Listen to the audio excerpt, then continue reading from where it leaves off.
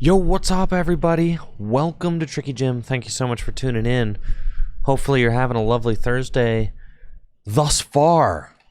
I'm ready for some Gym Leader Challenge action tonight, because that's what we've got on the agenda. The first week of the new Gym Leader Challenge season 2026 here at Full Grip Games. Alex Carpenter has now won back-to-back Gym Leader Challenge League Championship Series at Full Grip Games. The first one was a contested dub, as both he and Ben Morris had earned 8 gym badges at our league in the 51 weeks that we run Gym Leader Challenge League. They each had won 8 of them with 8 different GLC decks.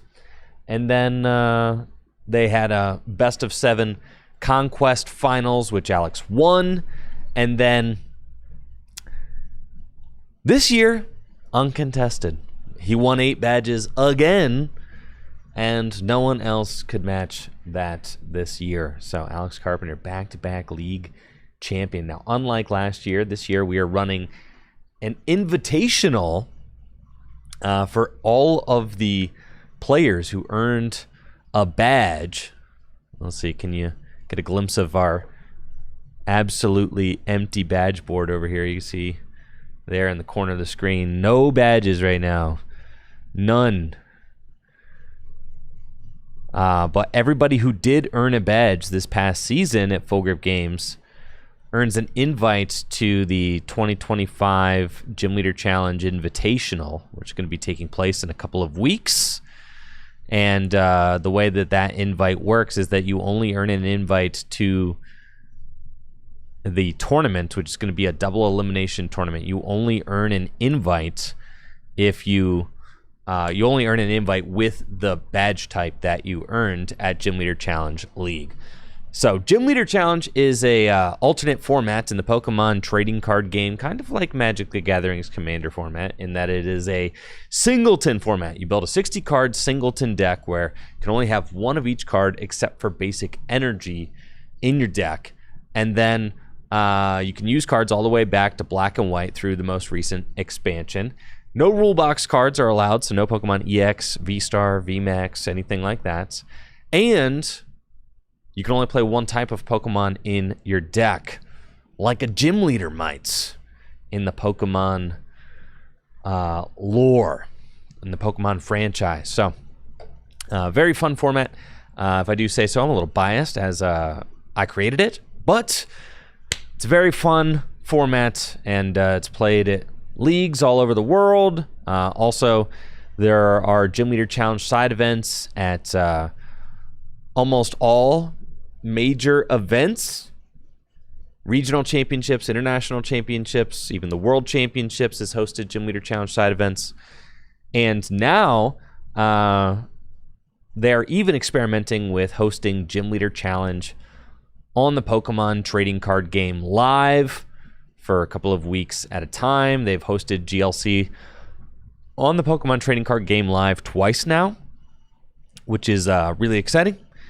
And then, on Pokemon Trading Card Game Live, though, they do have a truncated Gym Leader Challenge format, as they do not have the cards from Black and White or X and Y programmed into the Pokemon Trading Card Game Live at this time. So you have to play Sun and Moon on the Pokemon Trading Card Game Live. So our Gym Leader Challenge League and GLC leagues really across the world are realistically just some of the best ways to play the Pokemon, to play Gym Leader Challenge in the Pokemon TCG.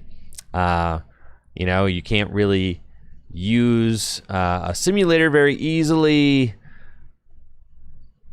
which is kind of exciting in a way. It just is it's a format that exists primarily in paper. Now, when the format was first launched, you could play it on the Pokemon Trading Card Game Online, as that game did have the cards all the way back to Black and White, and people used to host tournaments and things like that. So now The format primarily exists in paper. There are some webcam tournaments and things like that take place as well. People play games in the Tricky Gym Discord, Cardboard Warriors Discord, things like that. But yeah, primarily a paper format, which for me, that's exciting because playing in paper is my favorite way to play the Pokemon TCG. Absolutely. Looks like we've got a very healthy turnout tonight for the first week of Gym Leader Challenge League. Should be a lot of fun.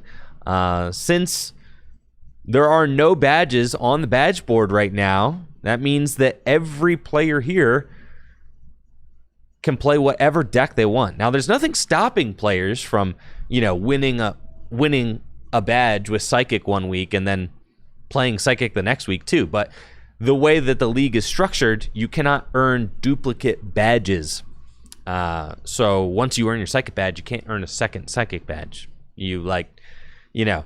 So if you want to try and earn as many badges as you can, then you're going to have to play different decks. And that's been a very successful thing at our league because it has encouraged players to pick up and try different types of decks that they might not otherwise give a chance, and has helped to diversify the meta. I know even when I was playing in the 2023 season, it was really it really pushed me to try different decks as I earned 7 badges with my 7 favorite types. And then I started playing the other 3 types, and I would have never touched those types before, had it been for the badge system. So we've got a very exciting event coming up this Saturday, so definitely make sure to tune in for that. The Base Neo tournament here at Full Grip Games, base set through Neo Destiny. I am thrilled that I'm going to be casting and producing that event alongside Worlds finalist Christopher Fulop. Starts at about 11 a.m. Eastern time here at Full Grip Games. Should be a lot of fun. The baby formats, right? So you've got the baby Pokemon, Cleffa, Pichu, Magby. You've got Sneasel, Darkness Energy, Kingdra is a big deal in this format as well. Dark Golbat, Dark Crobats. A lot of really cool decks in the base Neo format, and I'm hoping that we can get a good turnout for that base Neo tournament on Saturday. From what I can tell, it seems like players are pretty excited for the base Neo tournament. We have over 20 pre-registrations already, but who knows how much walk-in signups we're going to get. As there's not really any fear of the base Neo tournament capping. I mean, we have we have space for 150 players here at Full Grip. So, really, unless we're offering a major cash prize, there's never really fear of an event capping here. We don't have 150 locals that are trying to play regularly, but it would be sweet if we could get over 30 players, and we already have over 20 pre-registered. So if we could get over 30 players for the base Neo tournament, I would be extremely excited about that. All right, great turnout tonight. Let's see who our round 1 feature match is gonna be. It's like Tony versus Cam. Unless Natalie is picking a different matchup right now. It looks like Natalie is maybe auditing the matchup to see if it's going to be a good one. That's nice.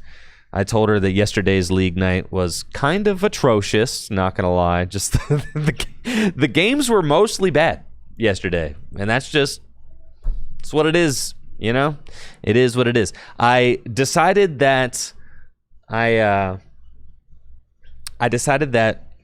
some league nights I'm actually going to play. Now, the problem is I can't stream and play at the same time, but I can produce content out of the league nights that I play, like I did with the Rockets Tyranitar video, if you guys check that out.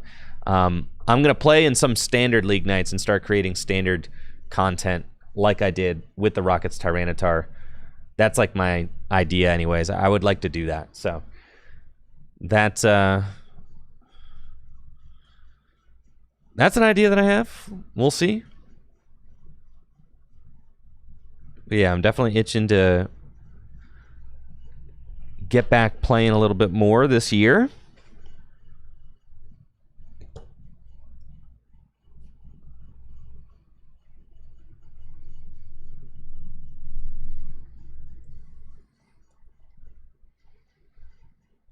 And it looks like round one, we're going to have a colorless mirror.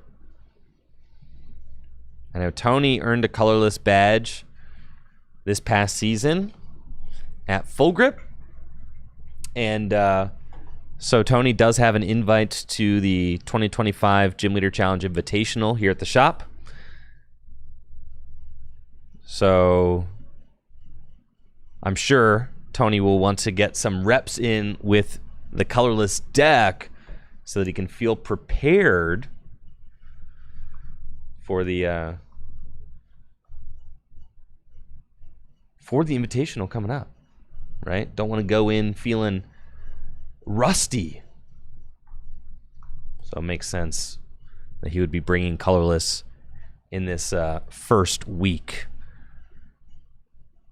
Now, colorless is a deck that had to kind of reinvent itself after the double colorless energy and twin energy ban in the formats. I do think that the bans have largely been successful as players have really kind of piped down about the overpowered nature of colorless lately, but then players are still playing, and that's how, that's why I feel like it's still a very, color's still very balanced, because players aren't really complaining about it too much anymore. I mean, it certainly feels good but balanced, so for me that feels like a big success. Now Cam got a great opener there. Fan Rotom, use that fan call ability, search out 3 basic Pokemon with 100 hit points or less, put them into your hand, just like in standard format. Turns out this card is just incredibly good in both formats, Gym Leader Challenge and Standard. Just one of the strongest consistency cards that has been printed lately. Cam is a recent convert to the Pokemon TCG. They play Magic the Gathering. Magic the Gathering primarily, but Cam just overall good trading card game player, and it's been fun to watch them sink their teeth into the Pokemon trading card game, and specifically Gym Leader Challenge format. Tony finds Hisui and Heavy Ball off of the Trainer's Mail. And we see Tony also has a Fossil in hand. So I am curious to see what kind of spice we've got in this colorless build. It does look like Tony's opening is relatively strong, as there's a powerful colorless energy and a Snorlax there. It looks like Tony is opting for the Parallel City off of the Trainer's Mail, saying, I don't need the Hisuian Heavy Ball. To me, that's pretty risky. I would have grabbed the Hisuian Heavy Ball most definitely, as Cam could still bench one more Pokemon, so you still have like a little bit more value that you could possibly get off of the that Parallel City. And now Tony does find Arven off of the Pokegear. Pretty ideal turn 1 supporter. And then with powerful colorless energy in the hand, we could see Arven for Buddy Buddy Poffin and TM Turbo Energize if Anthony is playing it. And it looks like maybe not. Going to get Buddy Buddy Poffin and Air Balloon. And actually, what we could see is a turn 1 Fan Rotom knockout, since Tony did decide, oh, yeah, to get the parallel. And wow, would you look at that? The risk that Tony took is paying off with Tony being able to remove 2 of Cam's Pokemon on the first turn of the game. Parallel City will force Cam to discard a bench Pokemon, and then Tony will also remove Cam's active, the turn 1 Assault Landing. Thank you so much, iPod Shark over on Twitch, for that sub and the 9 months. Thank you. Appreciate it. So big turn here from Tony. He's got the Chinchino in his hand as well. Parallel City. Cam has to discard Minchino. Fossil going down 2. I mean, just about as strong of an opening as it gets for Tony. Pretty insane. Snorlax to the bench. And then Powerful Colorless Energy to the Fan Rotom. Air Balloon to help that Minchino retreat. And here we go. Turn 1 Assault Landing for 90 damage with the buff of Powerful Colorless Energy. And Tony takes the first prize of the game. Turn 1 knockout and Gym Leader Challenge. Always very strong when you can start that trade early. It looks like Cam does have Dodrio in their hands, so can evolve into Dodrio and use its ability, Zooming Draw, to put a damage counter on it, draw a card. And wow, I mean, Cam does have Parallel City in their hands, so ended up being a really good call from Tony to play the Parallel. And we can see Cam does not have a lot of options. Quick Ball, Cramorant's, Boss's Orders. Field Blower, actually this is quite good. Field Blower can remove both Air Balloon and the Parallel, and then Cam can play a Parallel of their own to remove 2 of Tony's Pokemon, so this is very strong. However, it is also interesting, if Cam had decided not to put the Parallel down, Fan Rotom can only use Assault Landing if there's a stadium in play. So, in a way, Cam did make it so that Assault Landing is live again.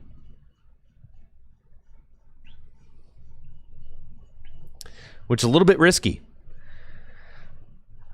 I might have liked to see... Ooh, okay. Quick Ball is going to net the Oranguru at the Instruct ability, so maybe Cam can use that to draw some cards. They've got Rescue Stretcher, Hop's Choice Band. Not the best. You really don't want to commit those. I think I would have liked to see Cam bench the Cramorant, attach the Hop's Choice Band to the Cramorant. I really am... So long as Cam actually does... see, I might have liked to see the Rescue Stretcher or the Hop's Choice Band go down so that Cam could have gotten a draw of 2 there off of the Instruct. Because Cam is very much on the back foot right now. And Tony is advancing. Will be able to knock out this Bidoof in the active because Unidentified Fossil can always be discarded from the active.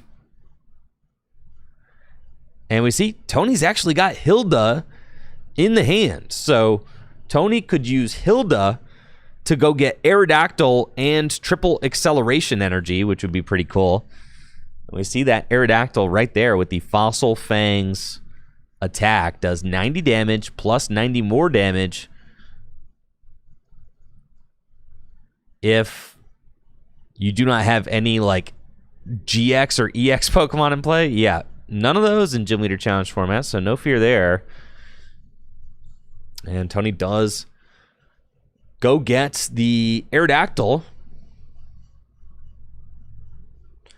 Thank you so much, IRL Dino, in the Twitch chats for 2 years sub to the gym. I appreciate you. Thank you so much.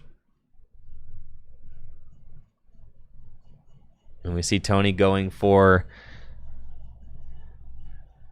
the Ignition Energy and a Greedent off of Hilda.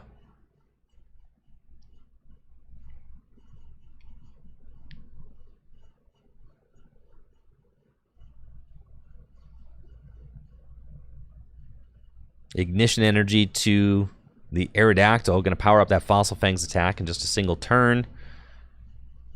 And then Tony has got a Field Blower of his own to remove Parallel before an Instruct or Industrious Incisors of 1. And then Tony taking the knockouts with Fossil Fangs. A very expensive KO on the 60 hit points Bidoof. It looks like Cam will probably use that. Yep, Rescue Stretcher, bring the Cramorant back now. And we need to see Cam maximize their draw. They do have Capture Energy, which they can attach to the Dodrio.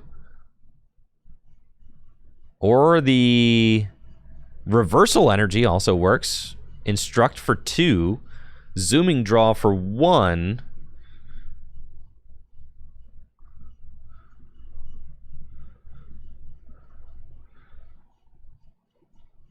And Cam does have Guaranteed Knockout with Cramorant. Hops Cramorant can do Fickle Spitting for 150 damage with the Hops Choice Band attached. So it's going to allow Cam to take a prize. And we'll see what Tony does to respond. Tony does have Cypher Maniac's Code Breaking in hand, so very strong card right now, as Tony could just stack the exact card that he needs and then draw into it with a combination of Squovit and Bibarel. Cam is not yet at 4 prizes, so Tony will not be able to utilize Hops Cramorant yet. This is not an option for him.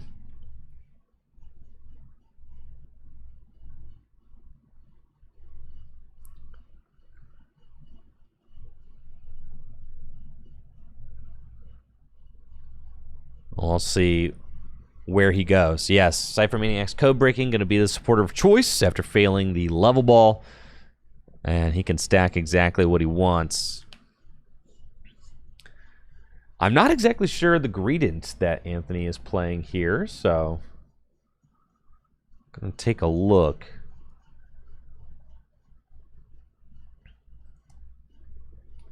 Greedent. There's one has the enhanced Fang attack, 80 plus 80 if it has a tool card attached. That might be the one, I think. And we are getting a meta updates from Natalie. 5 Lightning and 4 Psychic, the most popular decks. 3 Water, 3 Dark, 1 Fairy, and 2 of everything else. Except no metal or fire. 5 Lightning. 5? That's crazy. Lightning. Dude, the Spread Demons are out in force today. But I did see we've got Austin Charles here, and I know Austin likes the Lightning deck. We've got Alex Carpenter, his favorite deck's the Lightning deck. Hunter.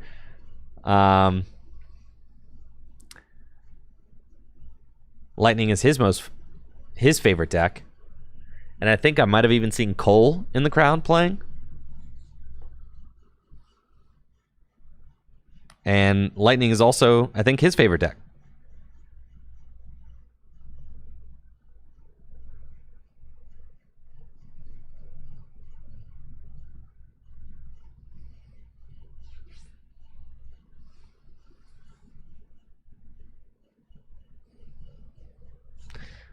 I am curious, how many players do we have? I guess I could do the math and figure it out, right?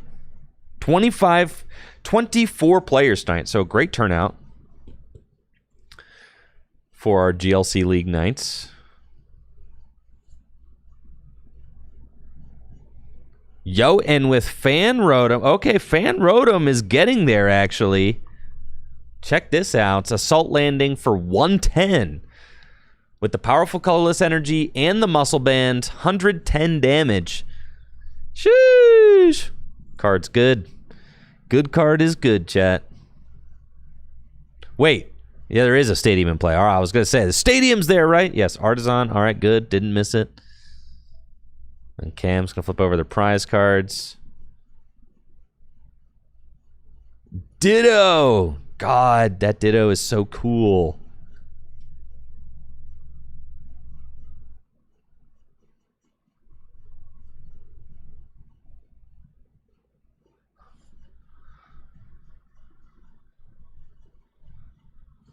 Cam's got Marnie. Hands to the bottom of the deck. Tony will get 4. Cam gets 5. And Cam needs a lot. I mean, Cam's got the knockout guarantee with Dodrio. But beyond that, Cam is going to be staring down a Fan Rotom.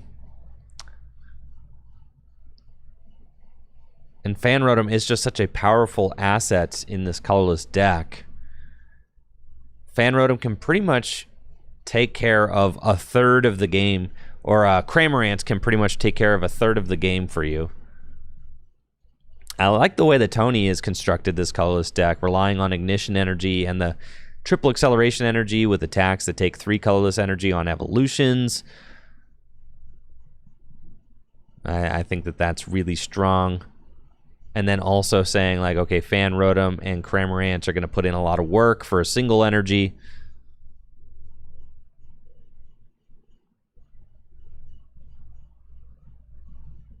Seems very good. All right, what do we got going on over here? All right.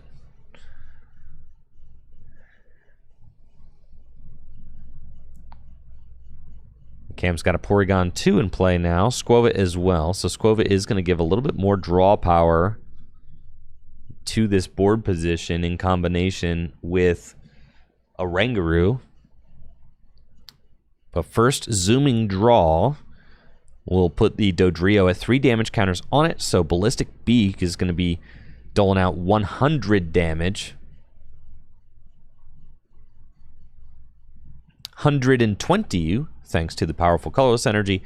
More than enough to knock out this Fan Rotom that Tony's got in the active spots.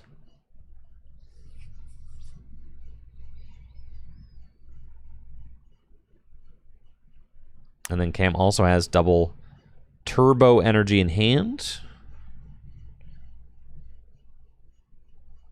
Looks like they're wondering if they ought to put their hand on the bottom of the deck, but it looks like they are deciding not to. And we'll take a prize, putting them at 4 prizes remaining. Ballistic Beak. 120 damage with the powerful colorless. Let's see what Tony can do to respond. Really just needs an energy, and this Cramorant is going to get after it. With Bibarel in play, you have to imagine that Tony will be able to draw into it. Bibarel, Squovit, and a Rangaroo all online. And Tony's got... I mean, Tony has guaranteed with the double turbo energy in hand already. There's no missing the attack. You don't necessarily want to attach this double turbo energy to the Cramorant, though, as the double turbo energy would go a lot nicer on a Snorlax. And we see Tony going for the Hop Snorlax on the bench off of the Nest Ball.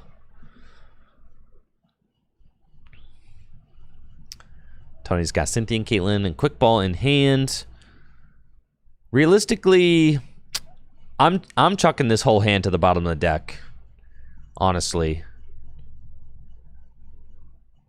Tony's going to use Artisan, go get another Pokemon.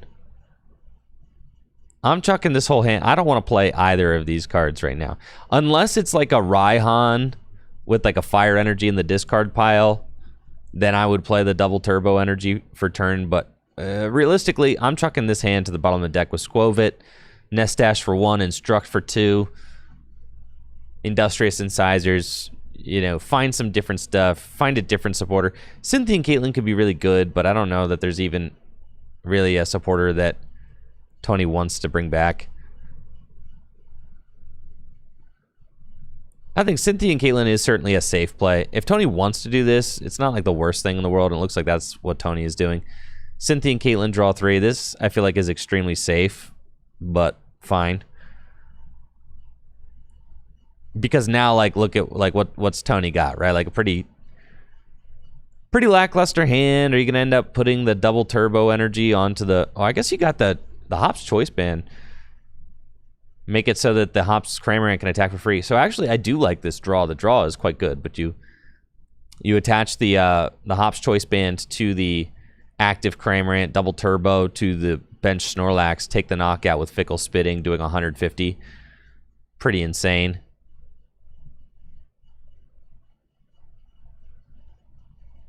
Yeah, I don't really agree with that. The band going to the Snorlax. Like, put the double turbo on the Snorlax, band on the active, and then the Snorlax 1 energy away from attacking. Yeah, that's certainly the way it should go. Yeah, band to the active, double turbo to the bench Snorlax, fill the hand back up. Tony, you're taking too long, brother. You're taking too... Dude, make a play, bro. Make a play. Make a play. All right, double turbo to the benched Snorlax. This is the line that I liked best. Anthony does still have access to Industrious Incisors, so can draw 2 cards or stash these away. So right now he's considering whether or not he should stash them away. Doesn't even remember to use Industrious Incisors, I think. So I would have liked to see Anthony draw 2 more cards probably, but that's okay. Tony going down to just 2 prizes remaining.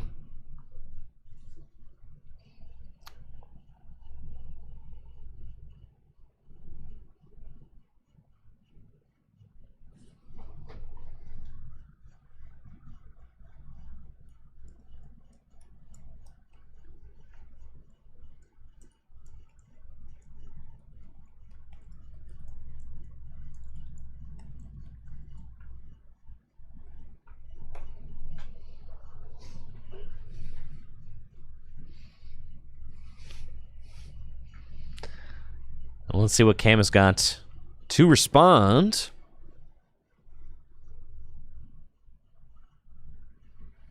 Got a double turbo energy on the active Snorlax.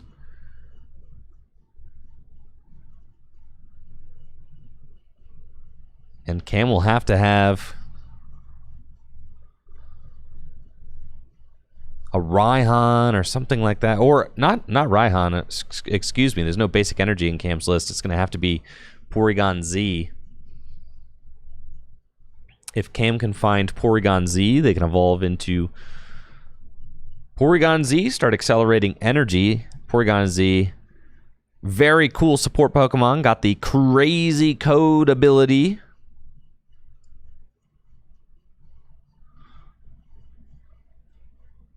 Which allows you to attach as many special energy from your hands to your Pokemon in play as you like during your turn. It looks like Cam does find the Porygon Z, Crazy Code, gets a draw energy on the Snorlax.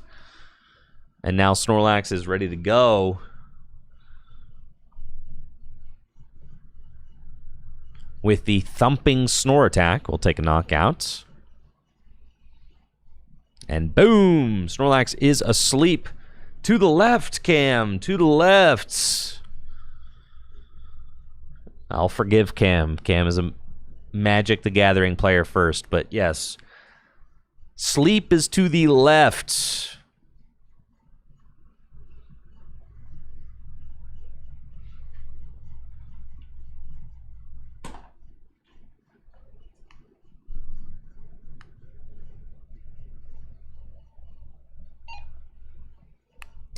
Let's go. Sleep to the left. I guess it doesn't matter. You're awake now. Okay.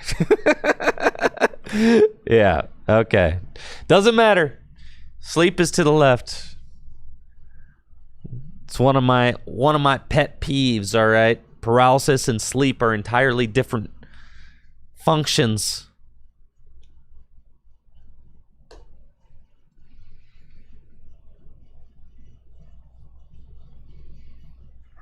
All right, double turbo energy is on that Snorlax on the bench. I mean, really, Tony's got all that he needs. to attack with the Snorlax here. It's just going to be a question of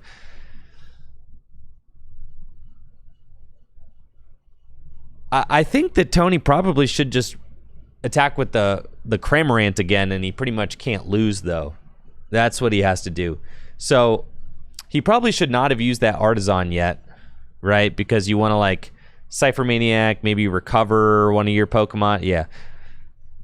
But I guess it doesn't really matter because you've got Rescue Stretcher. So, yeah, Rescue Stretcher works. You get Rescue Stretcher energy, and then you go get the... and I suppose that Tony was probably just using the Artisan to check and make sure that there was a Pokemon recovery option in the deck. And then once he saw that it was, he was like, okay, I can just Cypher and go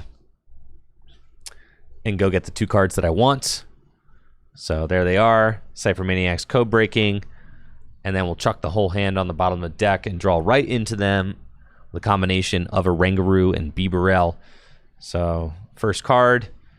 Here comes the Cram. I do like this line from Tony a lot. It's perfect, right? It's because you just want to abuse that Cramorant with the Fickle Spitting attack. The fact that Fickle Spitting is doing 150 damage with the buff from the Snorlax on the bench is just very strong and should clear the way for Tony to win with just a single energy attachment to the Hop Snorlax on the bench. The way that Cam could prevent that win condition would be for Cam to use a Gust card to take out the Snorlax on the bench. I mean, that's like that's the best option for Cam here because Cramorant will not be able to attack if Cam goes to 2 prizes remaining. Yeah, it's his... So that probably would have to be what happens. I do love that Cam has the colorless deck and the Snorlax Van Gogh sleeves. That's really hype. Some nice synergy there.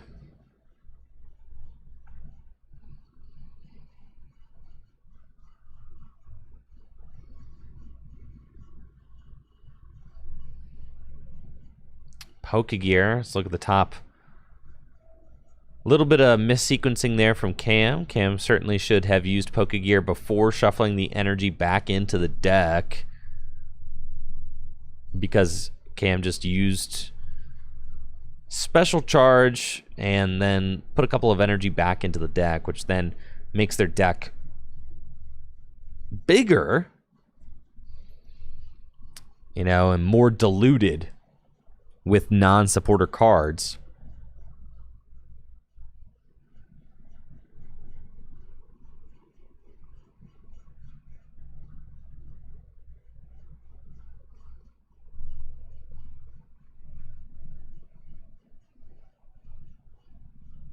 Guzmahala off of the gear could get special energy.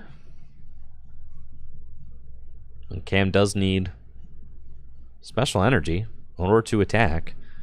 Could use Guzma and Hala to just go get special energy out of the deck. 1 special energy, that is. And then thin the hand down to 0. And then instruct for 3. I mean, that's something Cam could do, and it looks like that is what Cam is going to do. Guzmahala, discard the other 2 supporters. And then you can go get, you know, like Fighting Fury Belt, double turbo energy, and like 1 more card. Get a Stadium. And then Nest Dash the Stadium. See, I do think Cam should have... Yeah, you get the Stadium so that you can Nest Dash the Stadium to the bottom of the deck, right? So, yeah, Fury Belt to the active, and then you Nest Dash that to the bottom. Yeah, that's a good route there from Cam. That's good.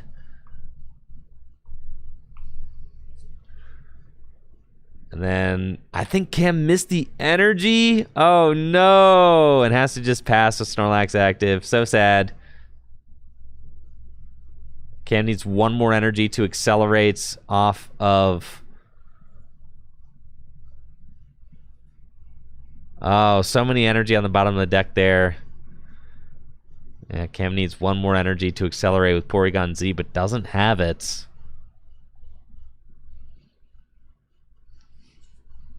Unfortunately.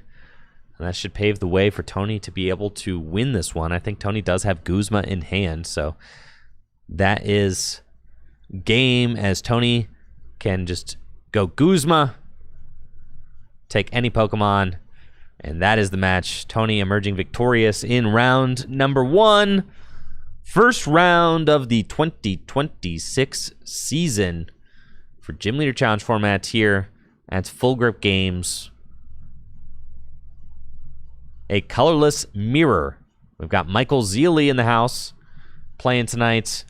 A pair of purple tie-dye shirts. All right, who did it better? Who do we got here? Who is that on Zealy's shirt? All right, who's got the more fire purple tie-dye shirt? It's got to be Michael Zealy. I don't know who these women are on Zealy's shirts, but they certainly have to beat out Ben's Penguins. I don't know. We should do a poll in the Twitch chat. All right.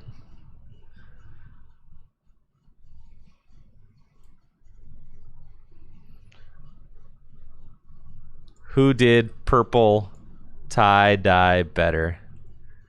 Ben or Zealy?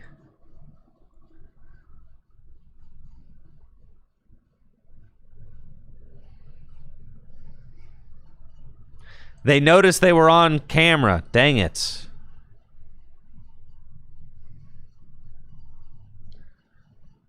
Zealy hates being on camera. Dang, lots of tie-dye here. Look at all these tie-dye shirts. Fran's got a tie-dye shirt too? Holy cow.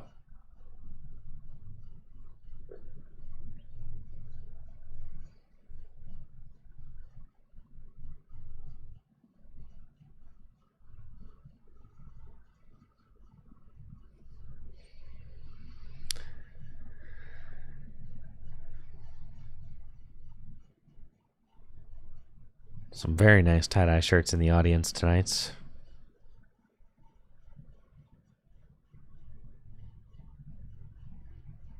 Five rounds this evening, so dang, out a tie, a dead heat. 5 votes for Ben, 5 votes for Zealy. Wow. It's close, folks. It's close. So we've got the base Neo tournament happening this weekend, and I'm very excited about it. I also have been hard at work on my documentary that I've been working on for over a year, and it's finally going to be coming out. My documentary will be releasing in August. I am so excited about it. But it is a lot of work, so I've kind of just been locking in during the day and working on the documentary. I have to make one more trip to the East Coast.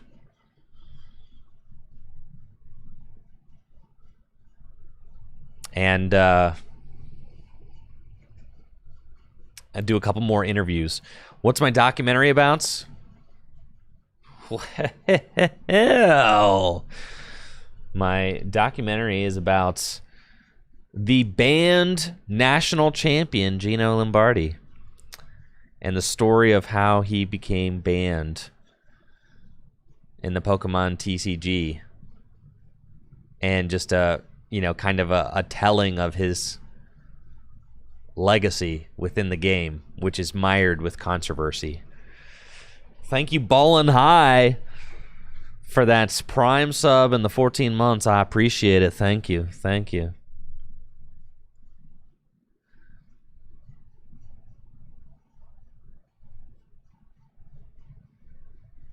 I've done many interviews with lots of great players.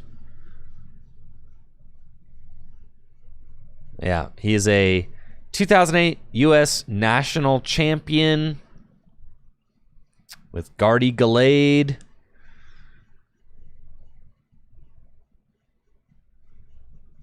He is also the 2008 World Championship semifinalist. Gardy Gallade also got 9th place at the World Championships in 2013 with Blastoise, Black Curum, multiple-time regional champion, multiple-time state champion, multiple-time city champion as well. And was banned shortly after the 2013 World Championships. And the documentary that I'm making is, a lifetime ban. Yeah, lifetime ban. Has been banned since 2013. For what? Well, that's what the documentary is going to be about. Lots of allegations, lots of controversy, but he's banned. And that's the documentary is about the events surrounding his banning. What was he banned for again? Well, you're going to have to watch the documentary. There are lots of contributing factors. But it's like it's really interesting, kind of like a human interest story. It ends up having like a lot of. When I started making the documentary, I had no idea where it was going to end up, but like the rabbit holes kind of kept going, and it's just like I think it's really interesting. So the thing about Gino, the documentary is coming out at like the end of August, and you'll be able to watch it on YouTube. It'll be on the Tricky Jim main channel. I think I'm going to release a trailer for it on social media in the next week or two. Try and drum up some hype. But the thing about what makes Gino interesting is that he's not just like this guy that people like are like, oh, he's like a horrible person. Like there are definitely people who think that. But there are also people who are huge fans of Gino. Here's a picture of Azul with Gino right here. Like, people really like Gino, you know? Yeah, there's Azul and Gino. There's a lot of people like Gino, a lot of people hate Gino. That's kind of like the thing. That's kind of the thing about Gino, right? That's what makes the story so interesting and compelling. Is because he's got fans and he's got haters.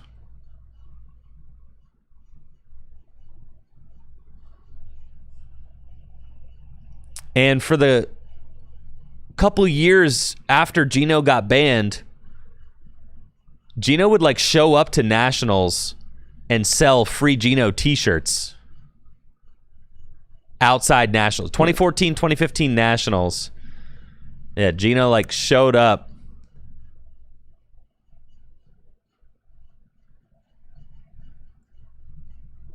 Showed up to nationals and sold like a bunch of free Gino t-shirts, which was like obviously very funny.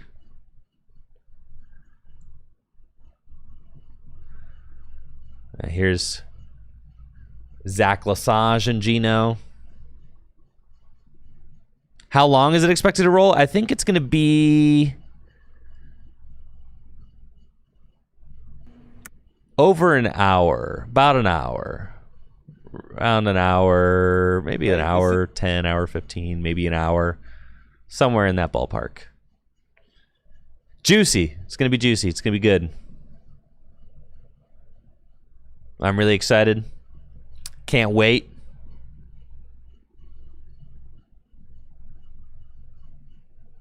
Can't wait, dude. It's gonna be freaking hype, man. You're really freaking hype. Where are the free Gino t-shirts? I have. When Gino won,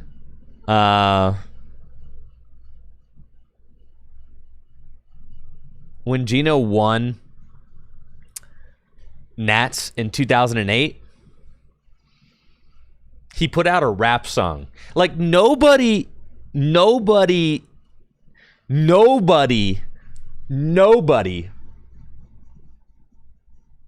Pokemon community is like Gino. Like nobody.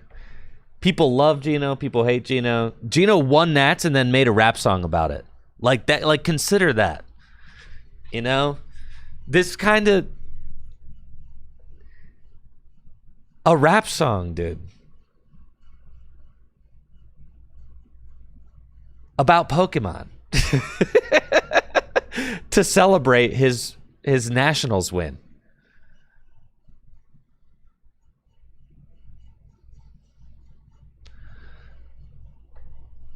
I've been working on the documentary for over a year. Let's see. It's going to come out.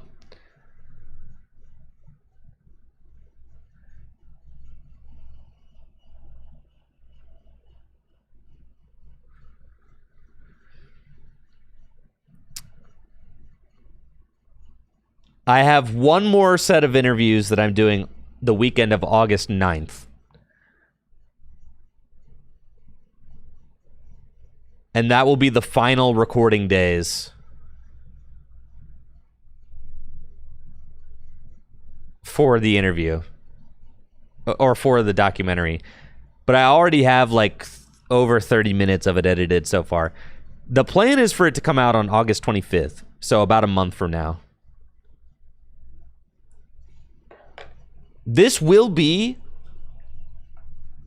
the greatest YouTube video that I will ever make. I do not think that I can make a better YouTube video than this YouTube video that I'm making right here about the Gino doc. I don't think so. I do not know that there is a more interesting story to tell. I do not know that there is a more interesting story to tell. I really don't. Like, just thinking about it, because I've been thinking like, oh, well, what documentary should I do next? And there are stories to tell, and there are good stories to tell. But I don't know that there are any that are this good to tell. Like, this is the best one.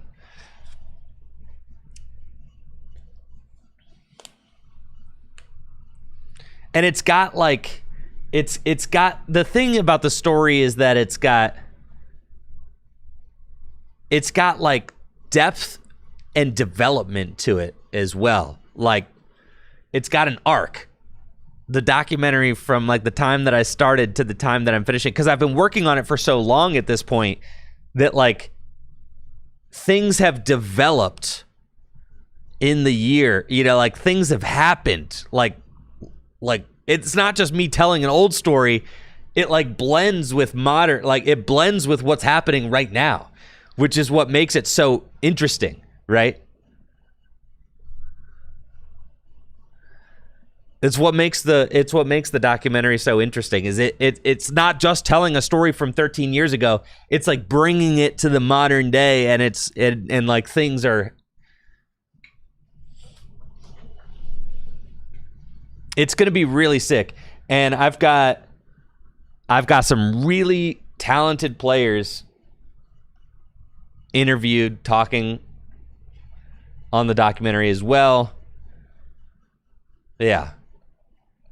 Some really prolific people in the game are going to be in the documentary. So really cool. Like older players, modern players. Well, you're going to have to watch the documentary. That's how you're going to have to watch the documentary.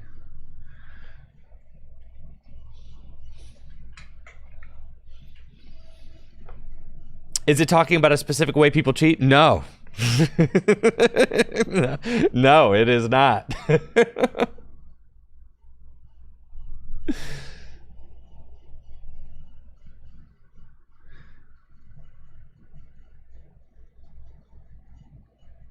It's like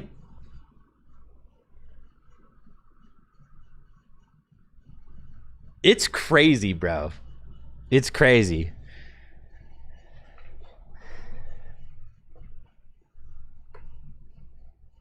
It's crazy.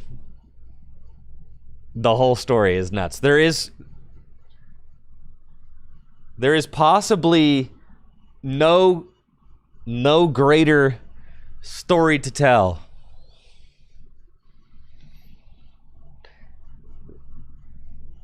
He was a person, he kind of was like the heel of the Pokemon TCG. Like, if that makes sense, right? To put it in pro wrestling terms, if anybody here has ever watched pro wrestling or knows anything about pro wrestling, he was kind of the heel. He embraced the role of the heel in the Pokemon TCG community. Very much so.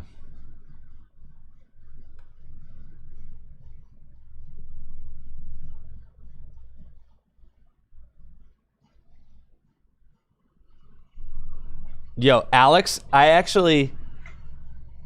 read about John Cena turning heel, and it got me fascinated with pro wrestling, actually.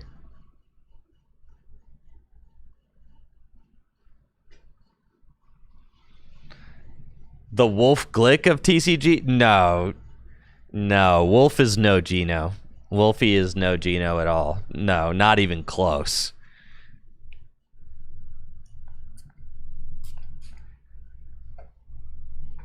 Geno was like way more antagonistic. way more like antagonistic. Yes. Isn't Tord just the Wolfie of the... Yeah, Tord is probably the Wolfie, but Tord doesn't have Wolfie's charisma, though. That's what part of what makes Wolfie so famous, is that, like, he's got the skills of someone like Tord, but then he's also got the riz. The Pokemon TCG cannot have a Wolfie because not enough people care about the Pokemon TCG. That's part of it, is that not enough people care. So it's not possible.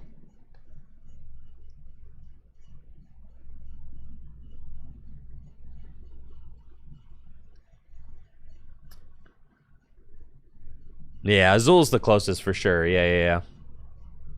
People care about the VGC. Apparently, if you look up how many people watch Wolfie's videos, yeah, that's for sure.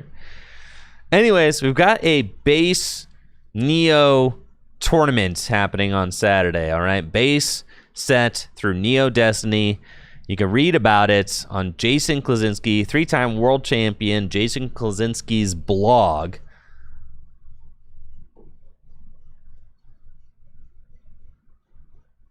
It is a fascinating development in the history of the Pokemon TCG, and we're going to get to see these decks in action.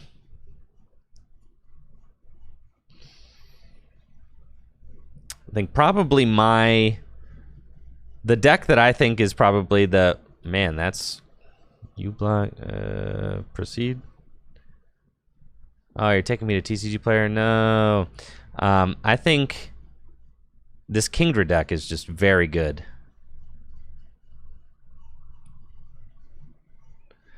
People care about VGC because of Wolfie. Well, yes, Wolfie makes content about the video game, but more people care about playing the video game than playing the trading card game. That's kind of, even if you look at yeah, he blew up and became Pokey famous in the same way that like Yan and PTCG, Pokemon challenges and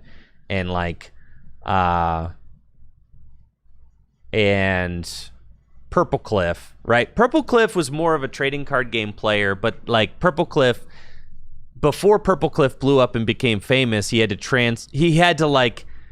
transition away from Pokemon cards, right? Like Purple Cliff still makes Pokemon card content because those are his roots and he loves Pokemon cards, but he had to transition away from being a Pokemon card content creator, right?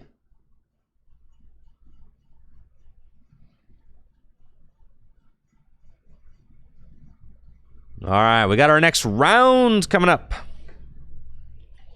Purple Cliff gets lots of views on his TCG videos because he's Poke famous now. Yeah, like people watch his videos for Purple Cliff now, right? For sure. So like people will watch Purple Cliff play the trading card game because he's famous. Kind of like they'll watch Wolfie do anything because he's famous, right? Like they'll watch Wolfie do VGC stuff because he's just famous now. It's kind of like that.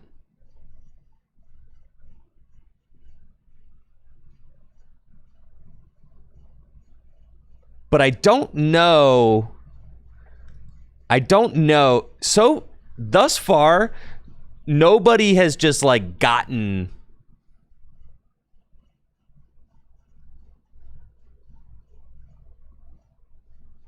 Nobody has just like gotten to be that level of Poke famous just by grinding cards.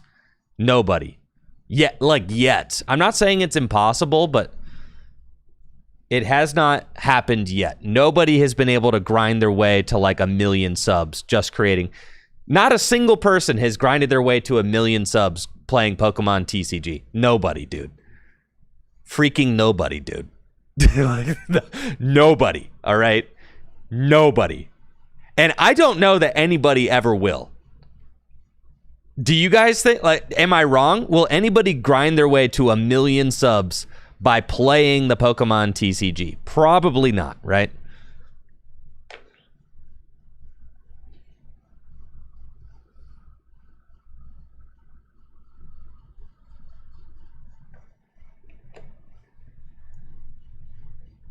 We got Austin Charles versus Tyler Price, Lightning versus Dragon. Let's go. Round number 2 happening now.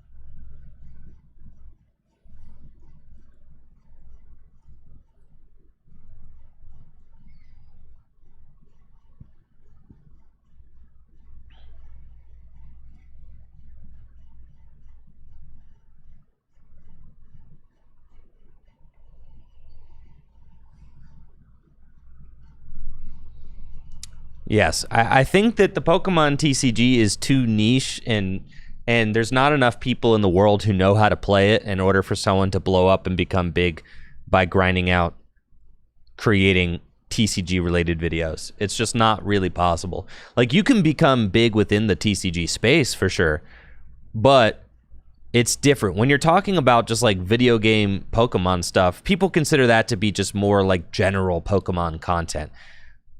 When you're talking about cards, people actually have to read the cards. People don't like reading the cards, okay? People don't like reading. Yeah, people don't like to read, guys, okay? It's just not... It's not something that people enjoy doing.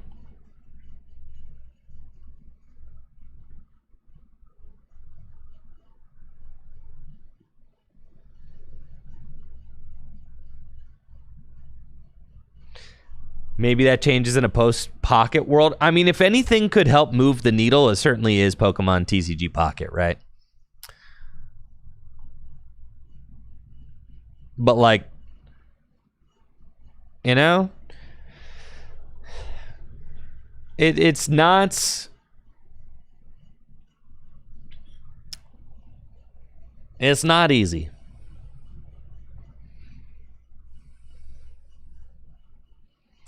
But ultimately, like, if you play the Pokemon TCG or if you make Pokemon TCG content, you don't do it to become Poke famous. You do it for the love of the game, right? That's what we all do it for. And honestly, that's kind of like, I don't know, it's kind of nice. Grinding for the love of the game, right?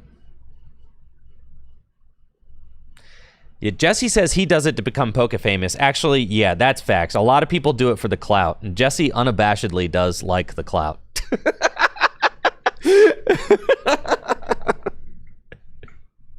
Yeah, Jesse do be doing it for the clout, though. Got to get that clout up for sure. It's all about the X.com likes, you know?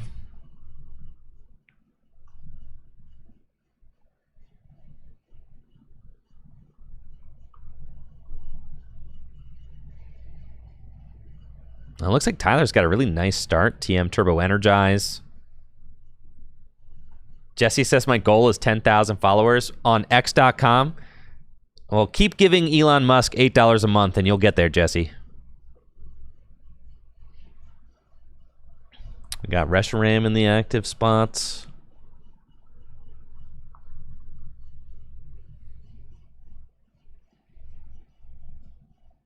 I'm not going to lie. I think it is ridiculous, anybody who gives that man $8 a month to get the blue check mark. I think it is ridiculous.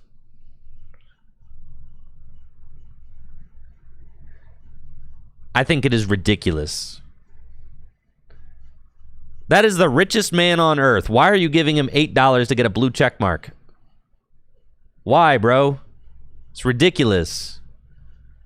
Yo, Trainer Joe, thank you so much. Am I still doing Tricky Hideout? Yes, I took vacation this month, so I'm a little bit behind the 8 ball on production, but yes.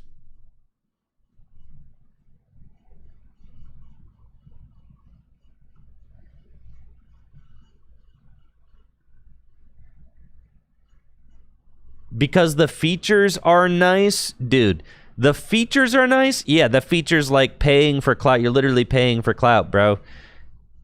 All your stuff gets boosted. It's pay to play. I don't like it.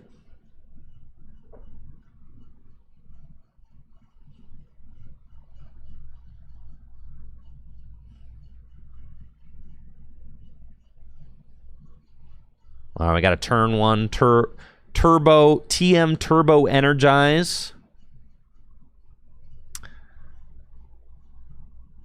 With the Reshiram in the active, Reshiram's got the Turbo Blaze ability, which allows you to attach fire energy from your hand to one of your bench dragon Pokemon during your turn. Great for accelerating extra energy into play.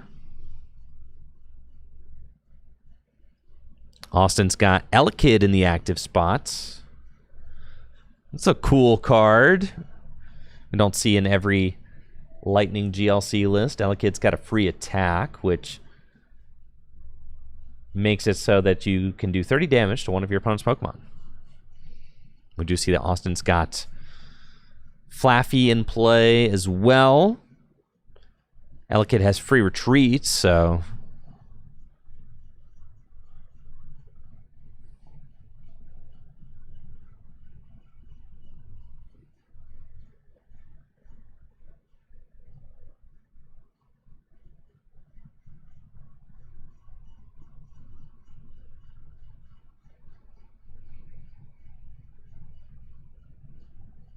let's see what Austin is going for here. I think he's using Stormy Mountains.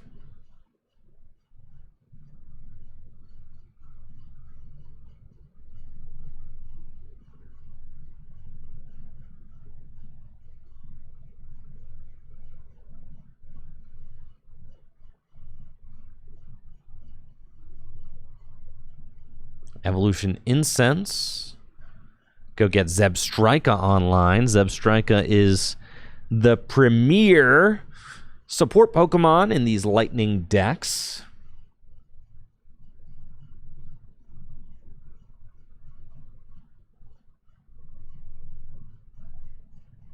It's got the Sprint ability, which allows you to discard your hand, draw 4 cards.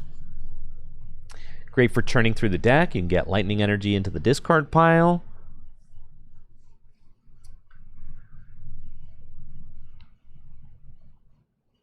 Which then you can accelerate back into play with Flaffy's Dynamotor ability.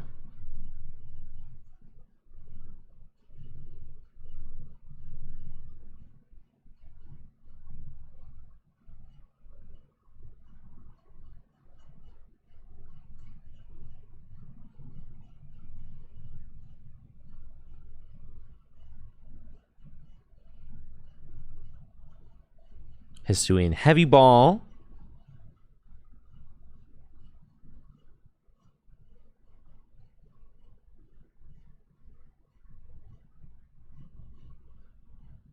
Gets Electabuzz. Electabuzz is an important part of this deck as it evolves into Electivire, and that is going to be the main strategy of Austin's deck. Austin's got the high voltage current Electivire in the deck, which does 50 damage to each of your opponent's Pokemon. So Austin is playing a spread deck while Tyler is playing more of like a rush style big basic deck where he tries to pile up as many energy as he can in play.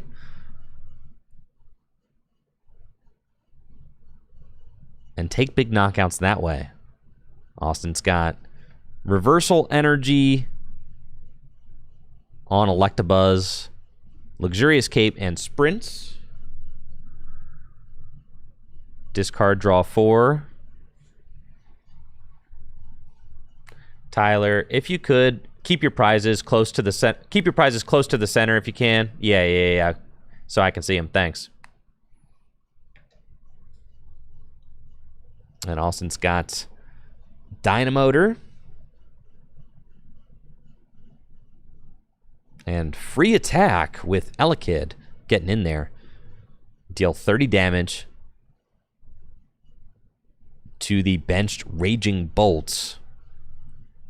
Saw a little poke there. Let's see if Tyler's got anything to maneuver out of this. I do see he's got the escape rope in hand. Reshiram in the active spot. I think Reshiram's kind of a, yeah, heavy dude with a retreat cost of 2. Lost City is in the hand. I think you just escape rope. And actually, Tyler can use Stormy Mountains too if he wants to, which is kind of interesting.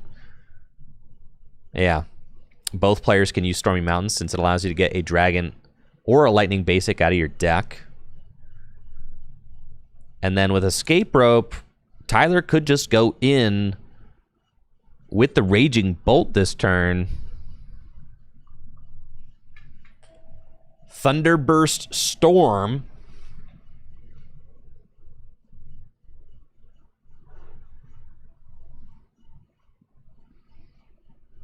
Can deal 60 damage to a Pokemon.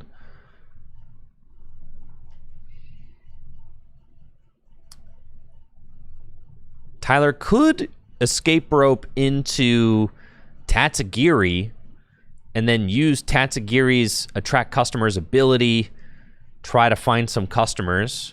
Attract customers allows you to look at the top 6 cards of your deck and grab a supporter card you find there, put it into your hands. And could do that and then retreat the Tatsugiri out of the active spots. But I don't think I see an energy in. Yeah, so that'd be risky because Tyler doesn't have an energy in hand. Yeah, Tyler, you don't get to choose on Escape Rope. Yeah, Austin gets to choose. He's like, hold up, that card would be very broken. Yeah. That would be extraordinarily broken.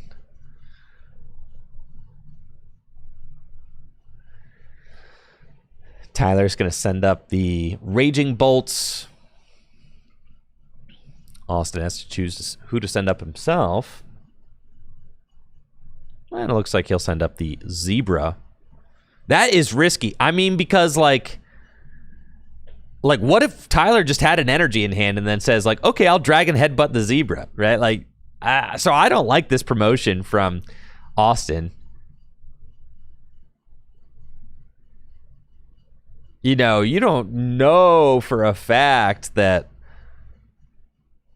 yeah, plus Lost City, you don't know for a fact that Tyler is going for Thunderburst Storm. Yeah, I like this. Yeah, put the Wishful Baton on the active for sure. You just do that. Do that, dude. Yeah, for sure. And then the only Pokemon you can take a knockout on is the Elekid, so we'll take that knockout, gets a prize card. Tyler taking the first prize of the game, but that is just going to invite up a very angry Electivire, I have to imagine. So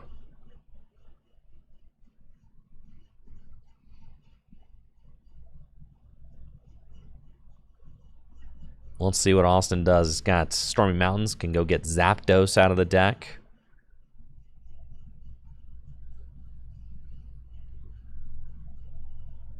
Zapdos from Team Up.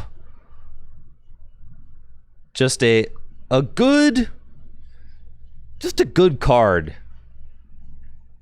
Thunderous Assault, 10 damage plus 70 more damage if you move from the bench to the active spot during your turn. Evo Soda can go get that Electivire with the high voltage current attack. And now that Tyler has taken a prize card, Tyler has activated that high voltage current with the reversal energy. Arvin gonna go get Float Stone and maybe like Speed Lightning Energy, something like that out of the deck. Oh, Arvin gets an item. Excuse me. This is not.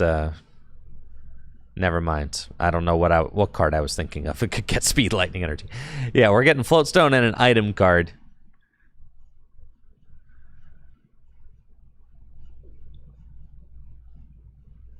I'm thinking of Guz Mahala. Yeah. For sure.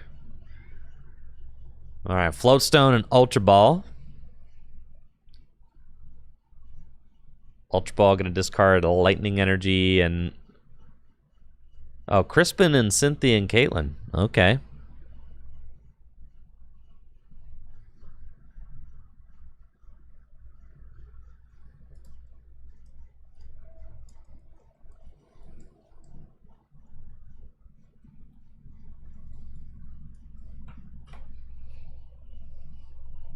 Floatstone to Zebstrika.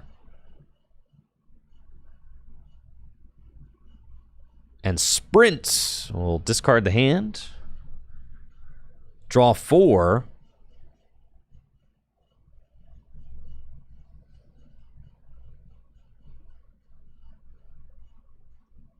Dynamotor, put an energy to Regieleki, and let's see. Is it going to be Regieleki or is it going to be Electivire?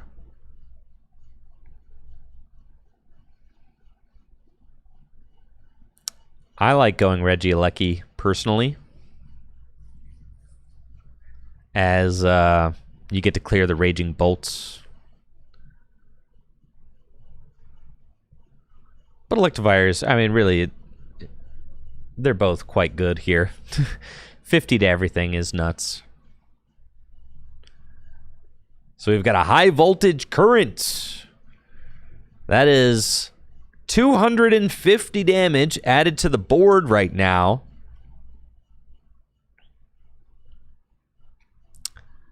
Now, if I'm Tyler, I like going Grass to the active, Lost Zone. Well, you could Lost Zone the Flaffy. It's pretty good. Do it.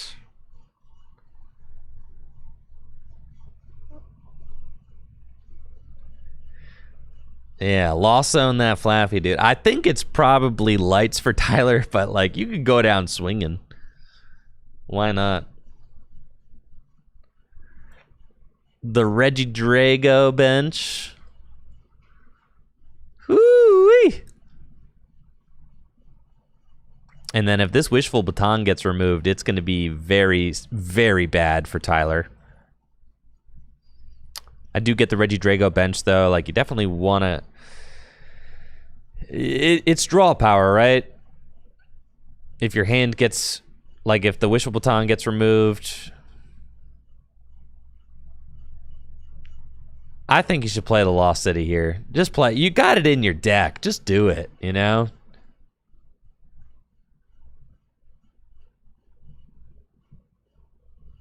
Is he just swinging into the active? Holy cow. Oh, this is pain.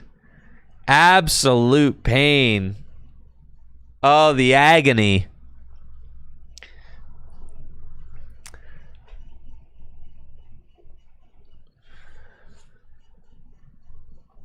Peony, discard Austin's entire hand. Let's search the deck for 2. Ooh, we got the Joltik and the Galvantula in this Lightning Spread deck, too. That's pretty cool. Austin really kind of making a lot of really saucy plays with this Lightning Spread deck. You could tell that he kind of started with Alex Carpenter and Hunter's List, but is really Really started to make the deck his own, which is exciting for me. I like watching Austin cook. And I'm sure it's fun for him as well, because I've seen Austin play a lot of very kind of tried and true standard decks in standard, but I've never really seen him kind of get in the lab and start cooking himself. So it's fun to see him take the wheels and experiment with this this lightning deck in his own way. And another huge knockout with the field blower and the silent lab. Oh, Austin, you're doing him so dirty. You're doing him so dirty, dude. The silent lab turning off all of the basic Pokemon's abilities in play. High voltage current, 50 more damage to everything. The field blower to remove the wishful baton. Tyler is absolutely bodied here. Top deck stadium? No, he's got a stadium in hand. All right, so we'll get to use his abilities, but it's looking atrocious for Tyler. Austin is in the lead now, though, so reversal energy is turned off. With Lost City, Tyler can use his abilities again, but all these dragon Pokemon have so much damage on them.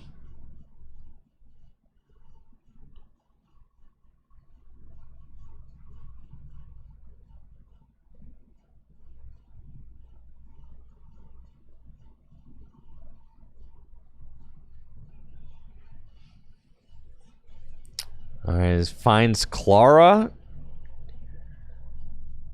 And Crispin, I don't think any of these are doing it, folks. This all seems so bad.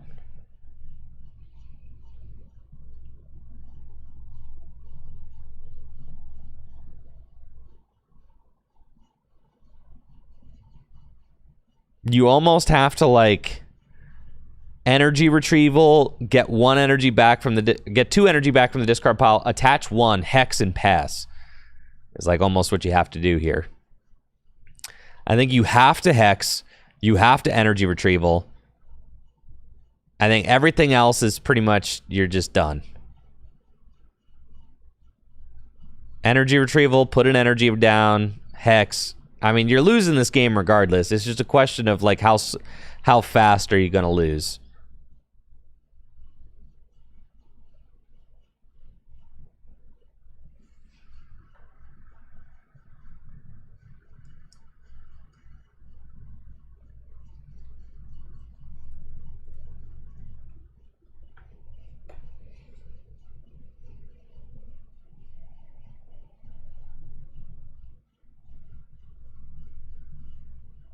All right, looks like Tyler going to go with Clara to get 2 Poke. You also can get 2 energy back.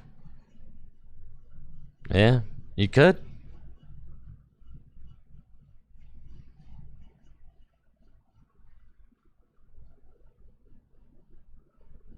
Energy retrieval. We'll get the 2 energy back, sure. Lightning to the bolts, and then it's probably just going to have to pass. Yeah, there's nothing else going on in his hand. The only sigh of relief for Tyler is that this reversal energy on the Electivire is turned off temporarily. Don't bench the Tat. Oh, no. Don't bench the Tatsuki. I get it. At this point, like, why not? Because Austin's got 4 prizes left and 4 heavily damaged Pokemon in play. I'm wondering if Austin's got Birdkeeper in the discard pile. Birdkeeper would switch this Electivire right on out of the active. And move Regieleki in for a 3 prize turn, which is absolutely ridiculous. 2 grass energy on the Luxray.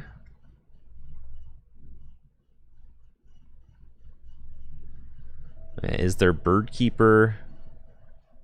I felt like Arvin will probably do it. There's probably an escape rope or something in the deck.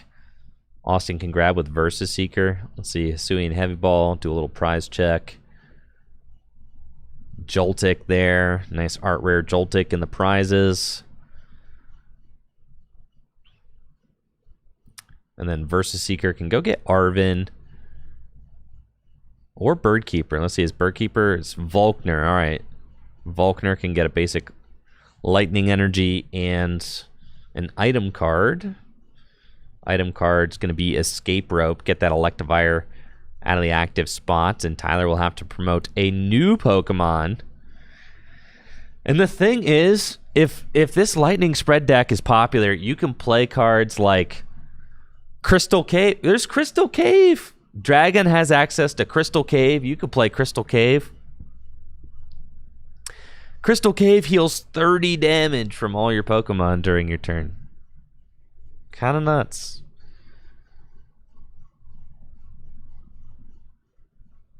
So, Austin gonna play Escape Rope. Tyler has to push up a new Pokemon. And if you know the Full Grip Games Gym Leader Challenge meta, you know there are so many people who like this Lightning Spread deck for sure. I would not be caught playing a deck that did not directly counter this Lightning Spread deck in the first couple weeks.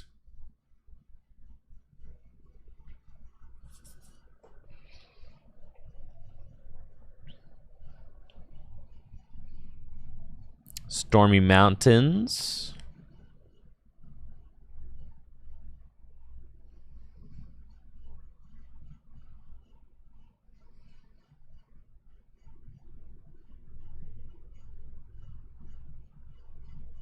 Bench Barrier is a really good tech for this Lightning deck, but also cards that heal. I mean, Metal has access to Crystal Cave. Dragon has access to Crystal Cave, which are both really good. Psychic, Water, Grass, and yeah, Psychic, Water, and Grass all have Bench Barrier. And here we go with the Regieleki Terra Spark.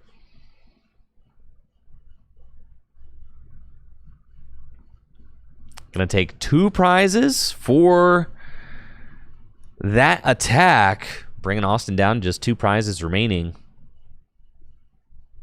Fighting has Bench Barrier, that's true. With Machoke, how can I forget about Machoke? Fighting has a very good matchup against Lightning regardless.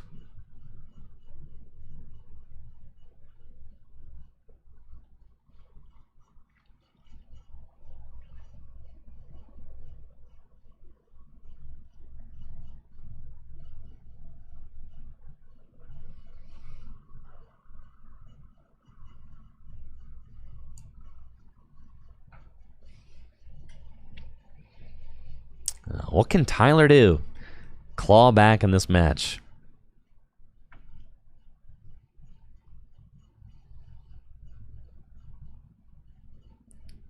Regieleki does not have any energy on it, so that's nice. It has to discard all Lightning in order to use its attack. I do think it's cool playing Joltik in this deck, as you can use the Joltik, get a very strong opening, right? And you could put Grass Energy onto Regieleki. You could put Grass Energy onto your Electivire.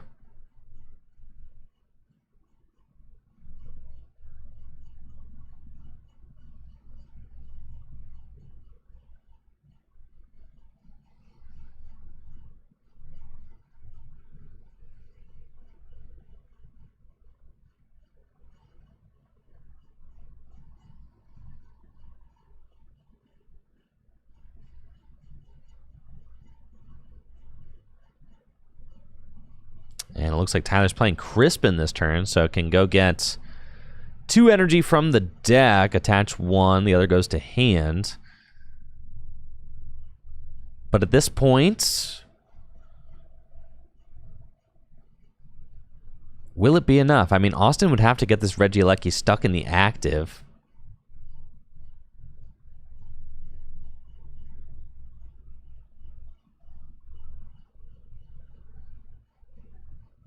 Okay, so we've got the 3 energy onto the Raging Bolt now. Thunderburst Storm can deal 90 damage to a bench Pokemon. The Electivire's got a luxurious cape on it, so it's got a massive 240 hit points, still out of range of this Raging Bolts.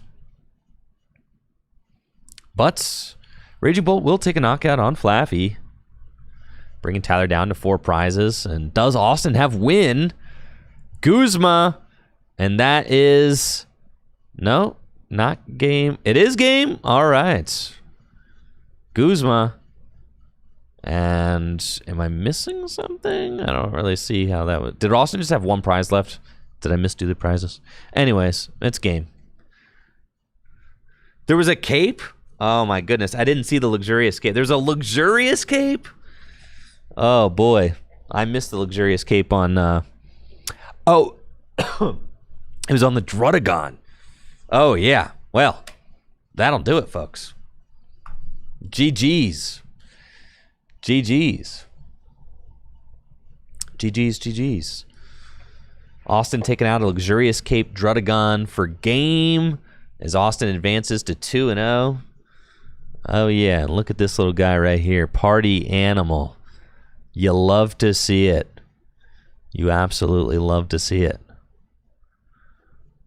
GG's both players. What else we got going on here at GLC League Nights? Ben Morse and Alex Carpenter duking it out. John Patterson just played against... Oh, yeah, baby. Let's go.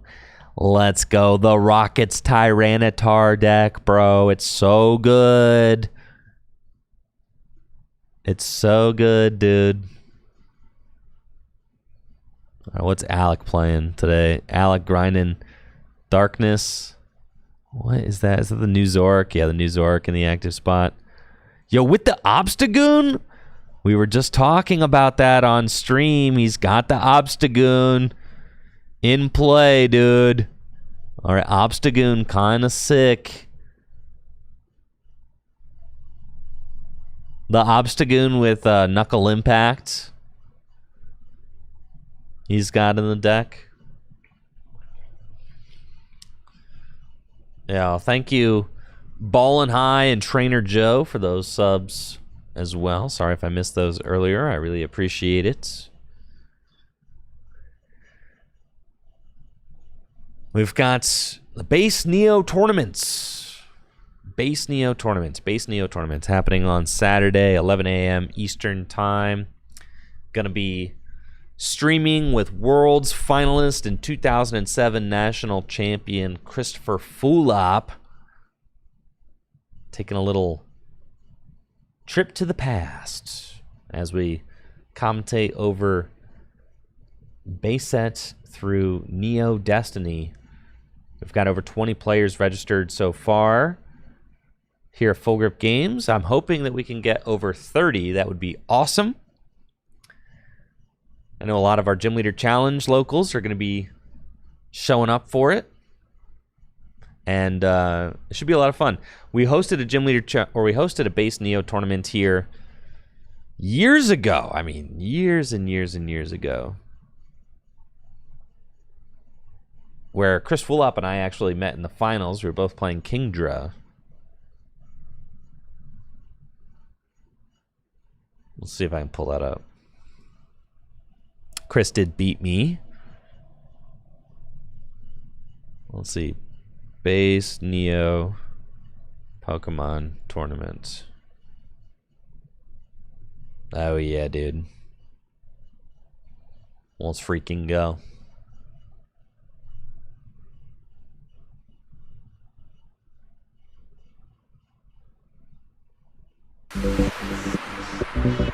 Looking for Lost Thunder singles? Check out FullGripGames.com. We've got tons of Lost Thunder stuff. Just spent all day opening Lost Thunder. We've got tons of stuff. I was able to take the win, but we've got a sketchy start here on my side with a lone Look at this production. Makes dude. the series very, very This is great. Just a full bench, ready to go. I start a lone Magby. So things are going to be very sketchy for me. Yo, we're casually playing for a pack. Kingdra's a deck that We're needs to casually set up playing in for a order to pack get of going. a Will's just gonna Japanese go pack in of with Neo that right Professor now. Oak there and start to apply as much pressure as he can. Can you early believe on that, dude? While I sit there with I just my like lone Magby looking sad as ever. Will attaches a focus band and then decides to attach this rainbow energy here just to go in with Fury Swipes. Not going to waste any time wishing that he could get 2 energy for a beat up. He's going to go straight in, try to end this game as quickly as possible. You guys want to see some? Dang, let's What's up, throw it everybody? back. Andrew Mahone here at Full Grip Games. Gonna be doing a base Neo tournament today. We've got 10 players. I'm really excited about this. This is an old deck tournament. These cards are almost 20 Dang, look at years the old. bleach blonde There's hair, Chris dude. Fulop. There's Chris Fulop, Will Mantho, Natalie, Carl Shu is cool here. Kingdra deck. Riley was I'm here. also going to be playing Kingdra full disclosure. So we've got a nice little 4-round tournament here today. We are also going to be giving away prizes to the top Corey Scott. 4. So we've got 4 Andrew rounds, Dankus. single round Swiss. Games take a little bit longer in base Neo format. God, the old because of shop, Cleffa. dude. You guys will get to see some of this. I am going to be recording a lot of our matches. I think mostly the top cut matches. I miss the old and then Tricky doing Gym. Nat post-game Price. commentary over top of them for you guys to be able to see. Bring the back results. the But wanted bleach to hair, vlog a bro. little bit, just show off this pretty cool event. Honestly, I would like to get into doing more old deck tournaments and kind of growing the Bring back the interest, old shop. for these old decks. I mean, I didn't get Bring to back play the back GoPro. in this era, so it's really exciting for me. Bring back to the actually vlogs. Get to participate in a kind of organized event for it. So I've got 8 Japanese Neo Genesis packs to give out. To Holy the winner. crap! And I can't hear myself. What am I saying right now? I need to get a pair of headphones. Hold on. What am I saying?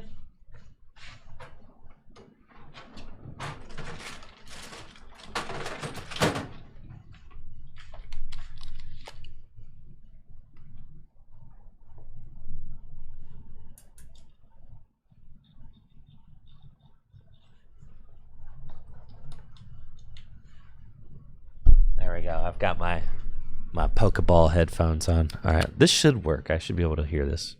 and to the top 4 No? single round Swiss. Games Dang take a it. little bit longer in base Neo format because of Cleffa. You guys will get to see some of this. I am going to be recording a lot of Preview our matches. I 2. think mostly the top cut matches, and then doing post-game commentary over top of them for you guys to Oh, be there able we to go. see the results. But wanted to vlog a little Beast bit, just mode. show off this pretty cool event. Honestly, I would like to get into doing more old deck tournaments and kind of growing the interest for these old decks. I mean, I didn't. God, get to play I'm back in cringing this my era, so it's really buns exciting off for me right now, to dude. Actually get to participate in a kind of organized event for it. So I've got 8 Japanese Neo Genesis packs to give out to the winner and to the top 4 today. So 8 to the winner. Okay, so I think first place got 4, second place got 2, and then top 4 each got 1. I got second place, so I got 2. I bought them though, so it was like I got to keep 2. Didn't someone pull a Lugia from one of those? Like, dude, all right, shout out to Shuckleette, yeah, for knowing that.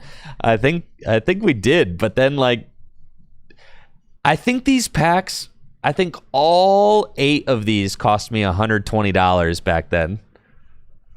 All 8 cost me $100. I think so. Japanese Neo Genesis packs to give out to the winner Bruh. and to the top 4 today. So that's an exciting prize. How much and are they hopefully now? everybody has a Hundreds good of time. dollars a We're gonna vlog piece, little bit dude. and just show off these cool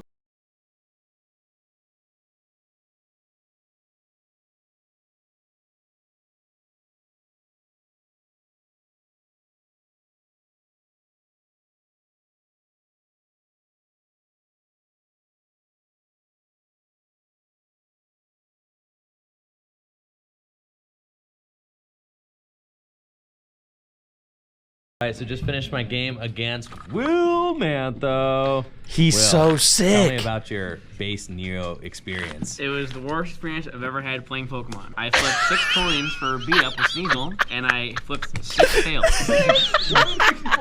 Tails. And then you went on the Fury Swipes later. And I flipped 3 more tails. So like that was pretty good. And then I went on to successfully item finder under Chaos Gym, got myself a counter stadium, and it was just bing bam shaboom, removed all his energy from play, and he scooped up his cards. That is base Neo for you. Round 2, I am getting paired against Andrew Dankus. Andrew Dankus has a Sneasel Aerodactyl deck. That is bad news for my Kingdra boys, because Kingdra It's the worst experience, Aerodactyl bro. is basically an old school Archeops. Prevents all evolution cards from being played from the hand. I have a couple things I can do to prevent that strategy from working. It's gonna be kind of a roundabout situation that we end up in, though, using like P2s 6 years and ago. Magbees to try and get my evolutions into play. It's been a crazy tournament so far. Lots of coin flips deciding matches, bad beats, but excited about this matchup.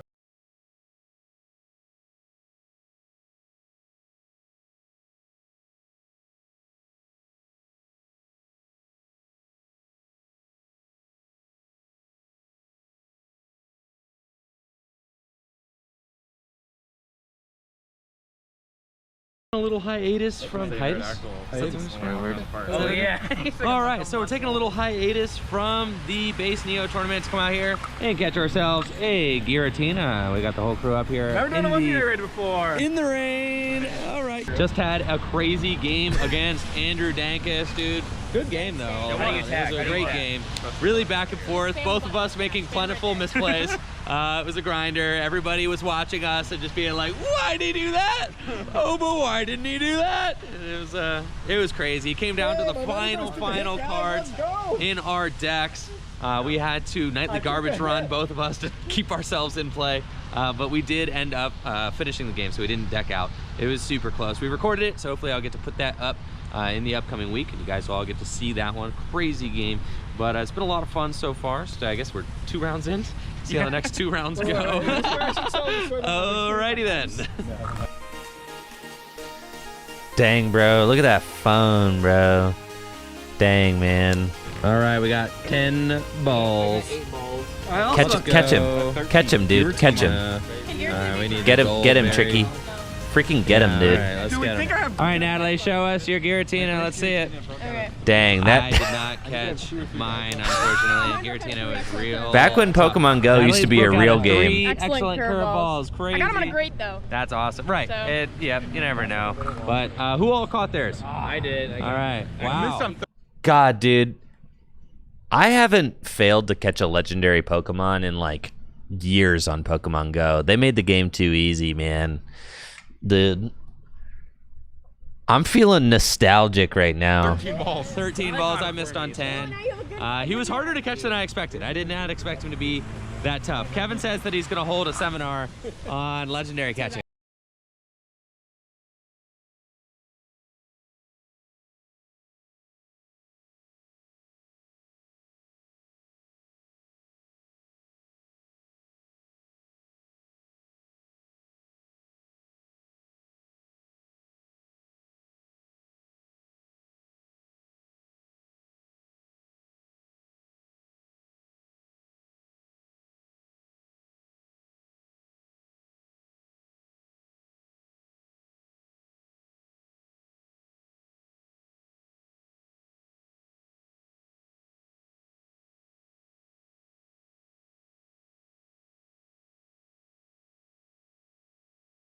Always does the sideways energy like that. As is Chris Full Up.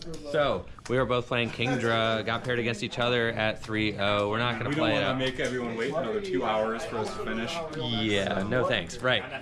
So we're not going to play that out. No point, because we're both guaranteed to be in top 4. Kevin has had a pretty miserable experience with Zapdos today. So this format is bad if you flip a lot of tails. Yes, but Flip a lot of heads, though. really good if you flip a lot of heads. Yes. We've got 4 players playing for spots in top 4. Full Up and I are guaranteed. We've got Carl over here with his Zapdos deck. Carl, how you feeling about this matchup against Andrew Dankus? Well, he's playing Sneasel next, so we're gonna try to play some Hard moves and hopefully not draw a Marker or Grimer because Murkrow's really good against me. Right. All right. And Dankus, what are you thinking about this matchup? Don't really know. Just hope to not get energy removal. At least if I have an eco gym out, then. All right, so hope that eco gym sticks. Yes. Yes, very good. All right, well, good luck to you guys. Over on the other side of the shop, we have got Riley playing against Will Mantho in a contentious Sneasel matchup. Riley Shout out versus to Jason Klaczynski, actually. Will 'cause Mantho, most dude. of the decks that we're playing today are Jason's, and actually Chris and I have been talking to Jason about this format, about the cards, and about these decks leading up to this tournament, and he's had a big influence on this metagame here for sure. The article is an incredible resource as an introduction to the format, but the best way to learn the format is to actually get in and play yourself and make those decisions for yourself, which is really fun and exciting. Yeah, I feel like even just from like, I mean, I played Kingdra back Right. when it was legal originally. Right. I've been doing this a while. But even now, it's like I hadn't played the deck since then, before Right. this tournament. So like, for going from round 1 now to having just finished round 3, Right. the amount of little things that I've already learned in a couple-hour period is astronomical. So Isn't I can only that imagine crazy? Right. learning reps and how all the different matchups actually play out outside of just playing like fundamentals. So Chris and I are going to be joined up again for this upcoming Base Neo tournament that is happening this weekend. So really excited about that. Dang, I can't believe it. 6 years ago, we had 10 players in attendance for our first ever Base Neo tournament. We gave out how many booster packs of freaking Neo did we give out for this 10-player tournament? Dude. That's so crazy. Like, oh my God. I can't believe that this was our prize pool for the 10-player Base Neo tournament. Oh my God. It's so crazy. It probably costs like $5 to enter this tournament or something. Like $5-10.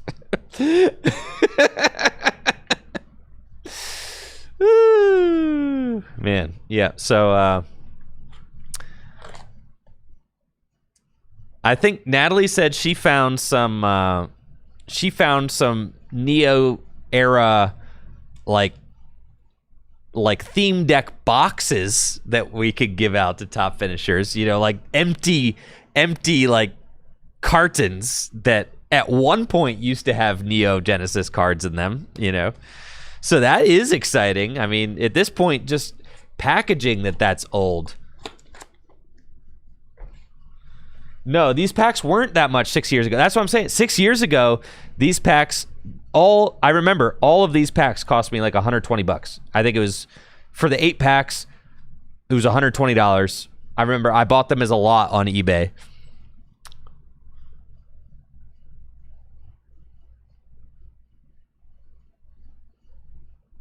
Holy cow. God. So I lost at Chris Fulop in the finals. I think there's an incredible amount of depth besides just the variance. Yeah, it was a great game, very thought-provoking, and you know, I think that Kingdra is probably one of the best, most well-rounded decks, you know, in this format. And I've thought that for a while. The only deck that Kingdra does poorly against, one of them is Blastoise, and Blastoise does pretty poorly against the Muck decks. So there were definitely Muck decks here today. Shout out to Full Grip Games for hosting an amazing event for us and allowing us to have a lot of fun this weekend here. So hopefully I can get some of these. Hopefully I can get some of these gameplays edited. You hear Chris Fulop is like, I'm not opening the packs. He literally just sold them. Like he told me like a month or two ago. He's like, oh yeah, I still had those packs I won and I just sold them. He probably made $1,000 off them. Let's see, what's a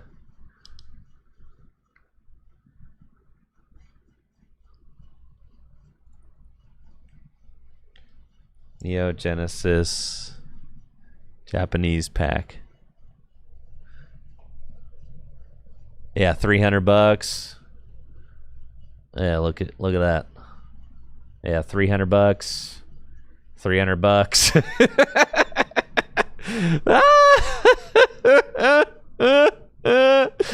Yeah. Let's see. Let's see me open it.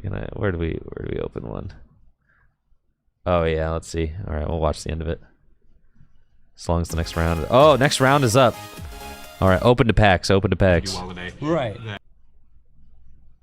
Full Grip Games for some of these base Neo We packs. can't Right, get Natalie's got the it camera. in sync. We can't get it in sync. Alright, let's No do it. drawing. Let's see what we got here. This pack is like 20 years old. Let's go. In the front is that's beautiful. Very cool. Typhlosion. Very cool. And a good one. So that is awesome. Very nice. A holo rare. So we're and an Elekid. That's very nice. Love it. And a Magmar.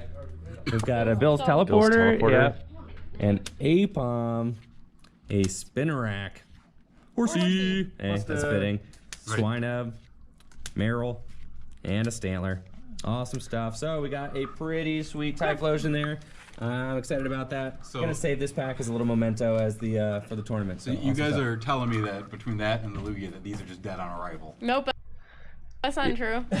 Somebody opened the yeah, someone opened the Lugia too. That's crazy. All right. Yeah, that's gonna be hype.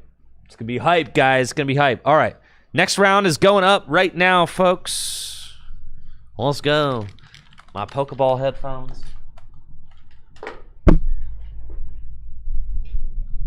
I have a pair of like Air Maxes, but I keep those at the house so I could do tag team podcasts. So like my dad got me those Pokeball headphones, these, for like as like a gag gift for Christmas one year.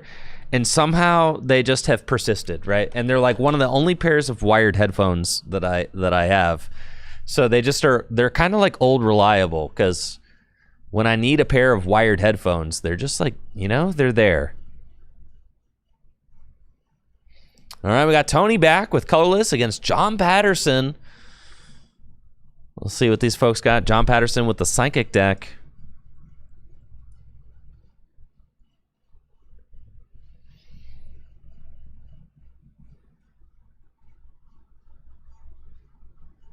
And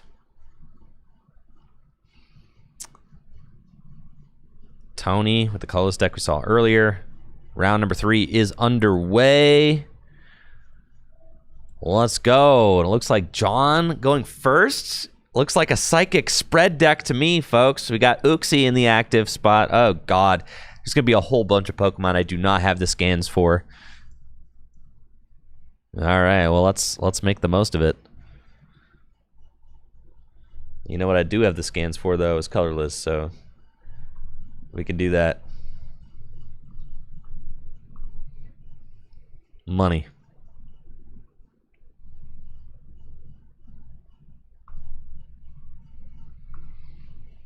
Round number 3 is underway here at the Full Grip Games Gym Leader Challenge League Nights. We've got John Patterson on the left versus Tony Saya on the right.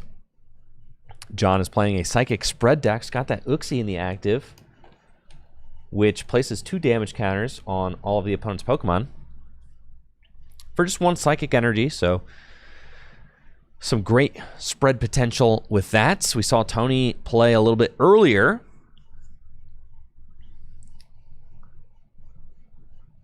Oh, Meloetta as well. I think Meloetta has flipped 3 coins. Spell Tag. Sheesh. Okay. Mystery Energy, Spell Tag. Spell Tag is a nasty one. It is a tool card. If you knock out the Pokemon that it's attached to, they get to place 4 damage counters on you. It's kind of nasty.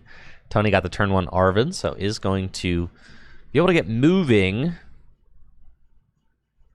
Squovit in the active spot.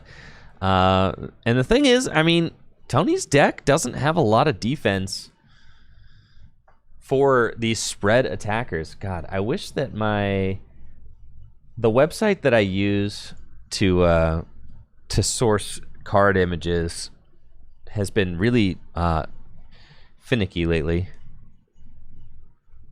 It like keeps saying that it's like offline. So I'll see if I can like brute force my way through. But it's one of the oh, we're in. All right, I can potentially download Uxie. This website has been having a lot of issues the last couple days, unfortunately.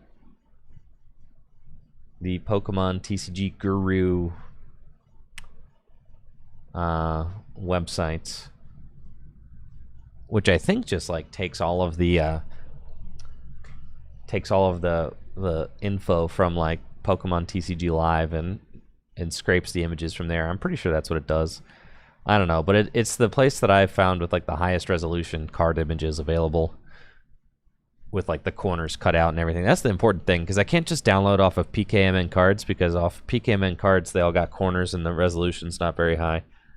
So that's like hugely problematic for producing content. They're like, you know, super processed. All right, let's just see if I can save this Uxie.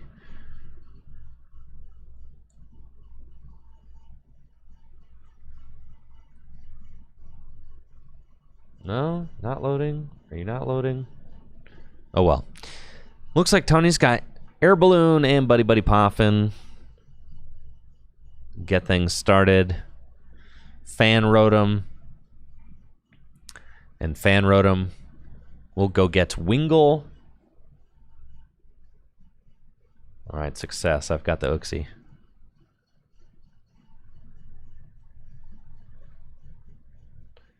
What site do I use?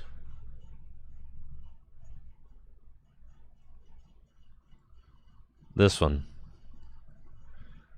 Pokemon TCG.guru. Right, John's got an N, and it looks like we are going to see an attack with this Uxie. Tony being careful about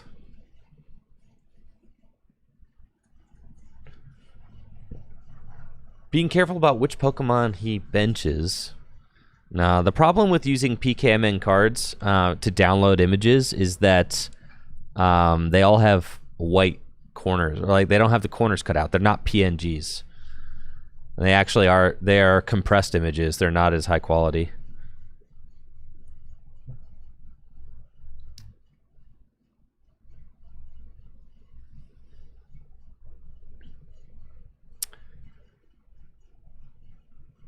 See, Tony looks to have kind of an okay draw off the end. John does not find any evolutions and is just going to dive in with Uxie's Painful Memories.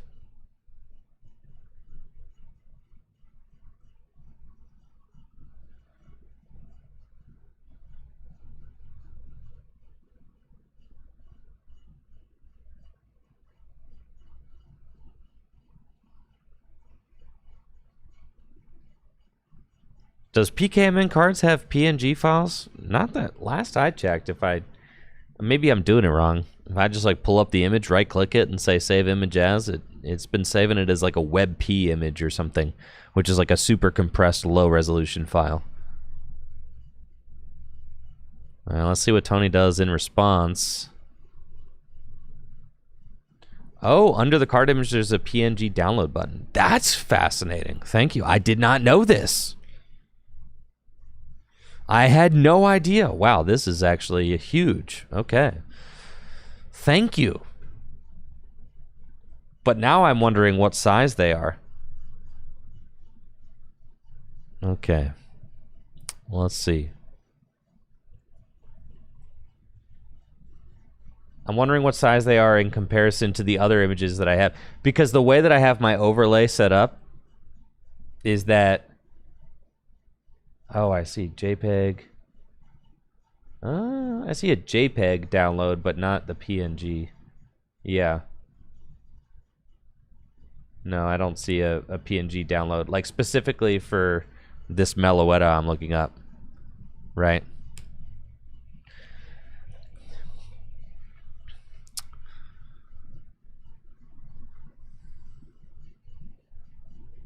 So maybe they switched over at a certain point.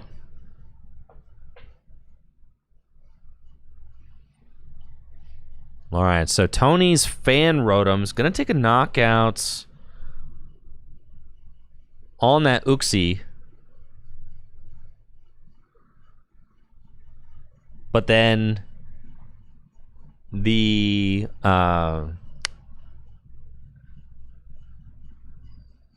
the spell tag triggers. So that allows John to place 4 more damage counters onto Tony's board. And now we've got Meloetta. Meloetta has got the Soprano Wave attack. Soprano Wave, for 1 psychic energy, allows you to flip 3 coins. And for each heads, you put 1 damage counter on each of your opponent's Pokemon. So just another low energy cost spread option. Looks like John has got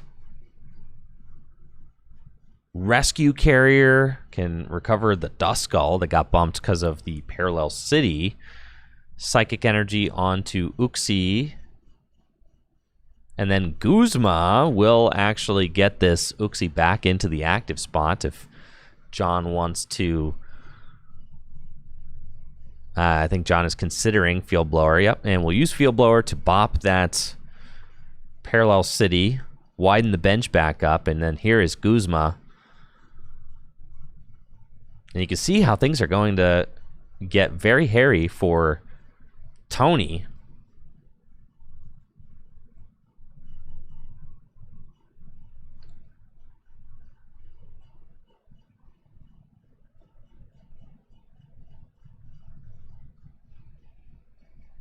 And that's another painful memories. And John going to take a knockout, tying the game up at 5-5 prizes, using Guzma to bring up Bidoof.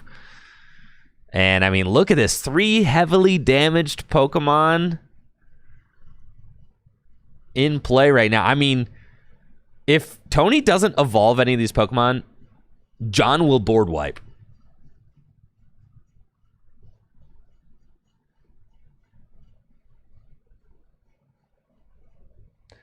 Let's see, Tag Call can get Cynthia and Caitlin.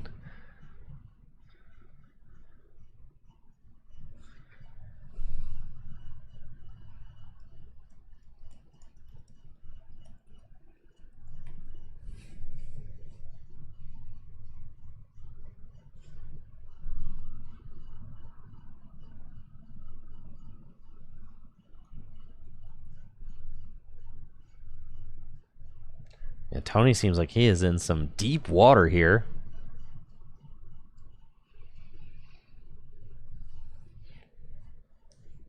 As he considers what to grab off of this Tag Call, all 3 of his Pokemon in play are at risk of getting wiped with one more painful memories.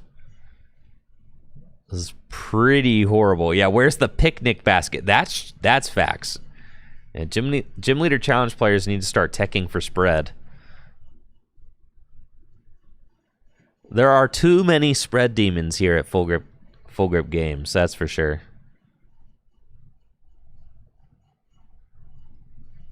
You have to be prepared.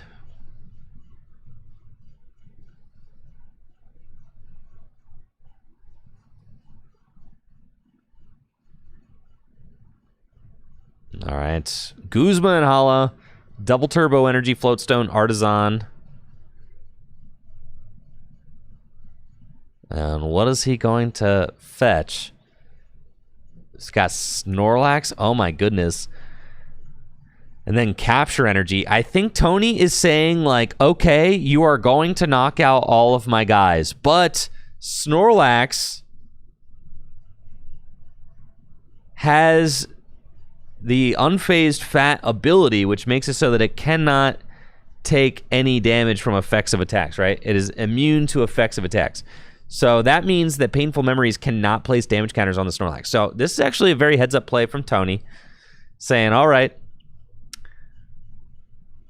I know I'm about to get literally board wiped. Like, you're about to take 3 prizes. But I've got Snorlax here.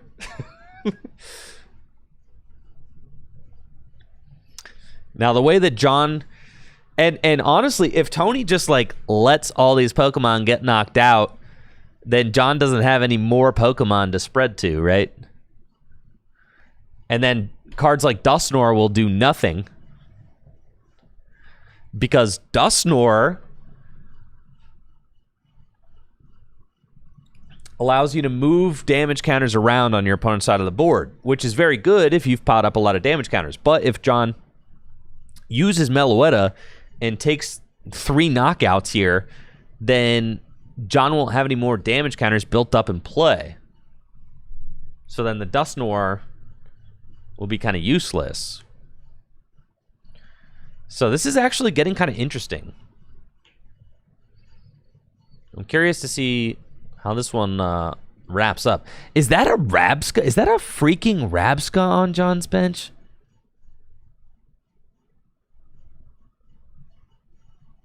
Is that a Rabska?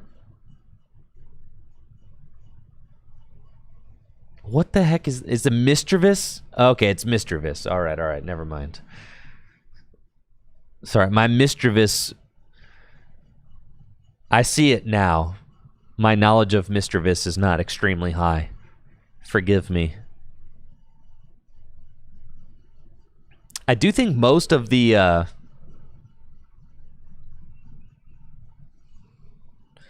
right, John gonna take the 3 prize turn. So the question is, does John have a way to deal with a single Snorlax though, right? And I think Tony is probably wagering no, would be my guess. Because now John has a huge prize lead, but has no damage counters in play. Tony can also use Super Rod, which could like prevent any sort of like target whistle shenanigans if target whistle is a thing in John's deck, which it might be. Target whistle or echoing horn. Tony going back for the Bidoof. Holy cow. All right, Bidoof has returned. That's a bold move. Dude's only got 60 hit points. Are we getting 2? Are we really going to get 2? John always got 2 prizes left, bro. You cannot afford to lose any of these. All right, looks like Tony is going to go for Bidoof and a Oranguru.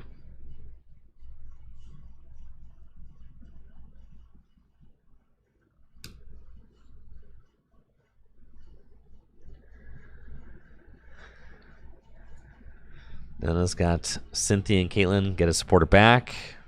Draw 3 cards.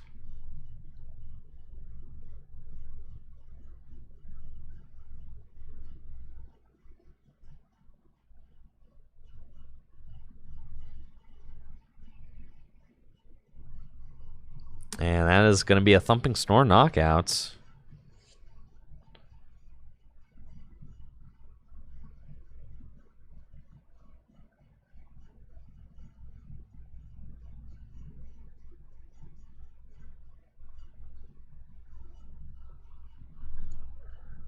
But not until Tony uses Special Charge. All right. Chuck a couple energy back into the deck first.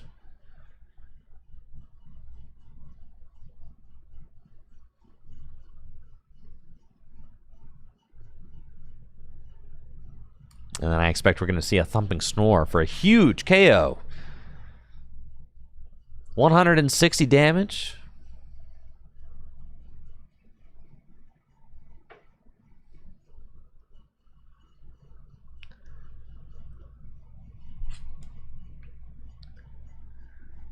And he wakes up. What a sack!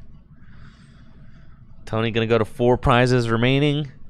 All right, does John have a way to deal? Why is Tony benching more Pokemon? I think you kind of have to just... Ooh, the Mischievous is prized. Or the Mismagius, excuse me.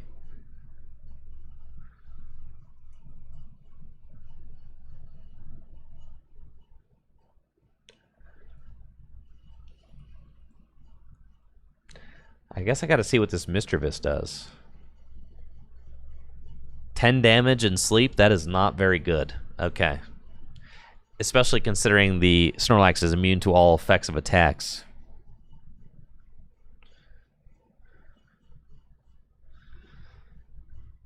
So, I don't know why John went with the Mischievous here. if Miss Magius was prized. Probably should not have done that. And John doesn't really have a good board state, if I'm being honest. A single Snorlax can certainly tear through this board state that John has. John has no stability right now.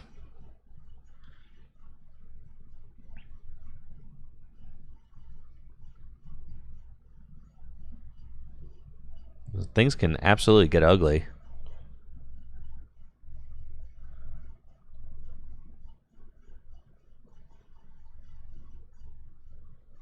Looks like John is going to play Cynthia and Caitlin, potentially. Yep, discard card from his hand. He can put a supporter card from his discard pile back into his hand, draw 3. Gonna get the Guzma back. And then we'll also get 3 cards. Would love to find a Curlia. I thought I saw a Mysterious Treasure in John's hand, which he should be able to use to go get Curlia, which would be quite good.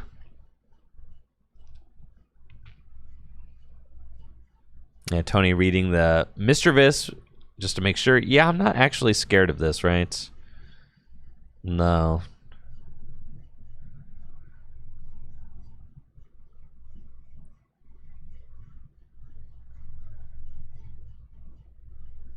John does have Mysterious Treasure, Psychic Energy, Mew as well. I do expect John to use this Mysterious Treasure. He's got plenty of Pokemon in play that he would like to evolve. You can certainly discard that Mr. Mime. And is going to go get Malamar. But at this point, I mean, John still doesn't have like a lot of worthy Pokemon to power up.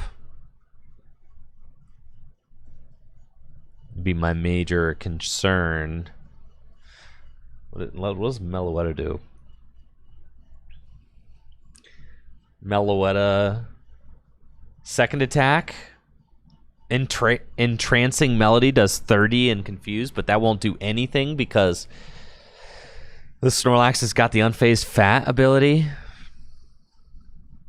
And it looks like John is just going to go in and start flipping coins. Okay, Mew from Fates Collide, not to be confused with Mew from Unbroken Bonds. This is why we differentiate. Mew from Fates Collide has an ability which allows it to copy any of the basic... Oh my god! 3 tails! 3 tails, bro! Alright, so... Yeah, Mew copied Meloetta's attack and flipped 3 tails. And that's what we get. Yeah, Meloetta. It's got the Soprano Wave attack. Flip 3 coins, does 10 damage times the number of heads to each of your opponent's Pokemon. So would have actually been able to damage the Snorlax a little bit. I mean, insulting that they were all 1s as well, right? Great advertising for Full Grip Games, though, because all those are the Full Grip Games logo, so you love to see it.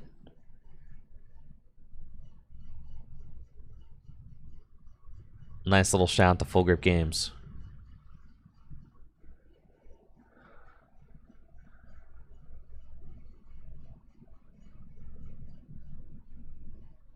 And Tony has got the Snorlax. I mean, I could really see Tony mounting a comeback here.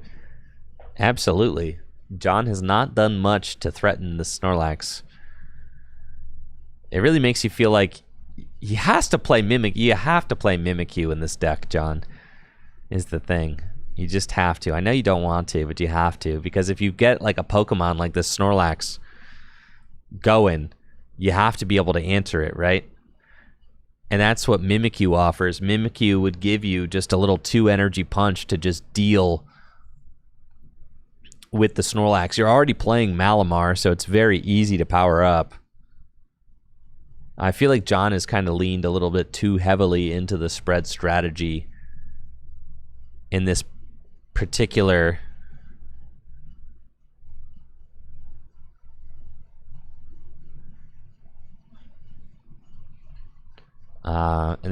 deck.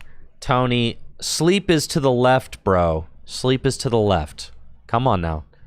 Sleep is to the left. Thank you.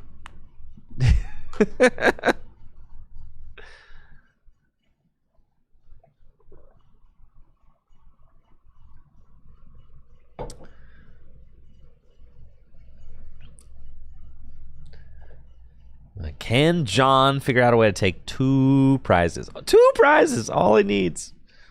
It's not a lot. It's really not a lot. Raihan can accelerate psychic energy from the discard pile into play. Then you can go search your deck for whatever you want.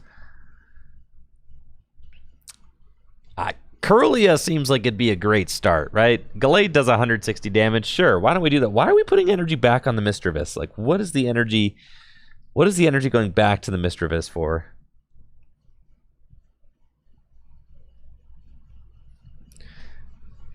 Is there something that I'm not seeing about the Mischievous?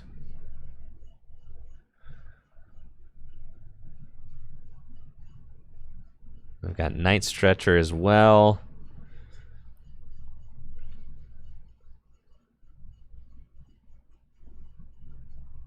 Now, Tony's got no board state. Oopsie, but why are we not getting Curlia? I'm gonna grill John about this. Where is the Curlia, John? I know it's not prized. I can see your prizes.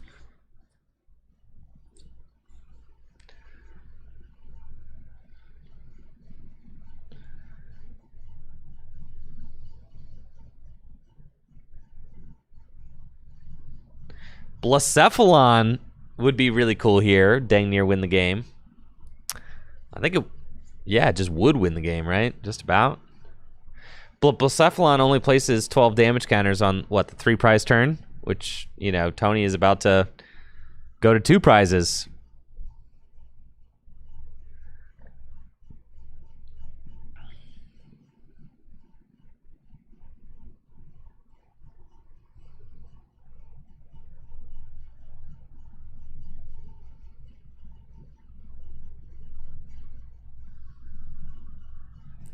So many opportunities for John to win this game. And yet Tony persists. Tony's going to use Artisans. Got Pelipper in hand. Can use Pelipper's Hearsay ability to go get a supporter out of the deck or discard pile.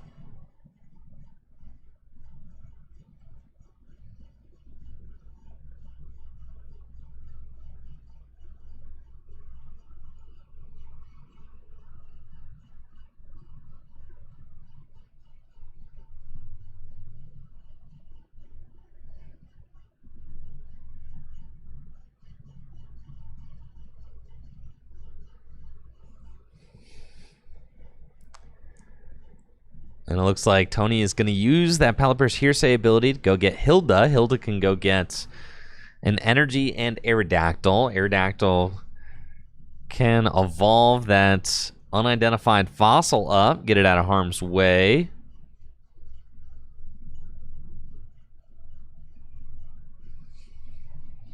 Snorlax going to be eating good, taking a big knockout again.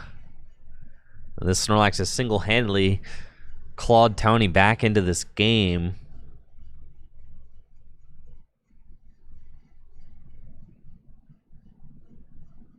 And Tony's got, I think, is that a Scoop Up Net in Tony's hand too? Yeah, that's a really good card to have against this spread deck. Scoop Up Net's also going to allow Tony to heal a Pokemon. At this point, I think John's kind of out of it. It's crazy. John has such a strong start, but has not been able to do anything to keep this game going. Got a handful of supporters.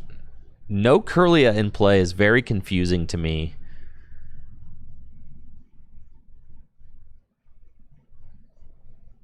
For sure. The Bidoof has got 40 hit points left. That's like the closest thing to getting knocked out. John certainly wants to disrupt Tony's hand here, but then also doesn't really have a great play to make after the hand disruption, as he's going to be setting his own hand to 2. So I don't really know what the thought is.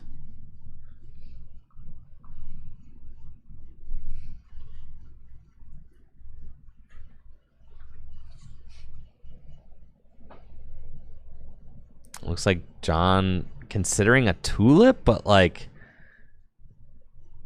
Tony just sitting pretty with that scoop up net in hand is so good.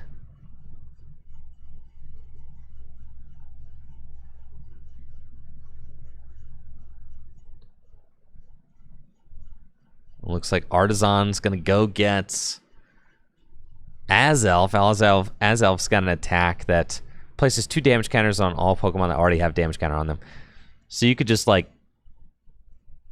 I guess, Iono here, Psychic Recharge, attack with Azelf, right? You can't let Tony keep this big hand.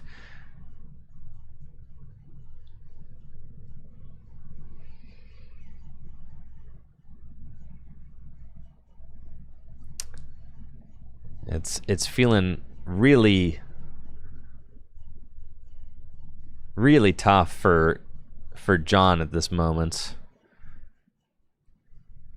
Oh, and Guzma the Pelipper is like the last thing. Oh, this is pain, folks. Pain. Wakes, I really don't like this play for a number of reasons. I don't like the play first and foremost because you healed the Snorlax. The Snorlax was asleep in the active spot. That was one of the things that you had going for you already. So I don't like this. It heals the Snorlax, wakes it up from sleep,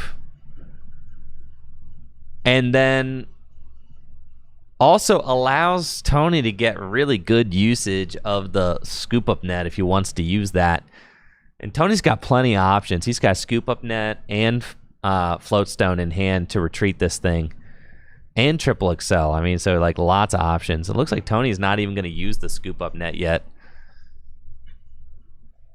Scoop up net the Bidoof, and yeah, John has got to be feeling that. That is brutal for John.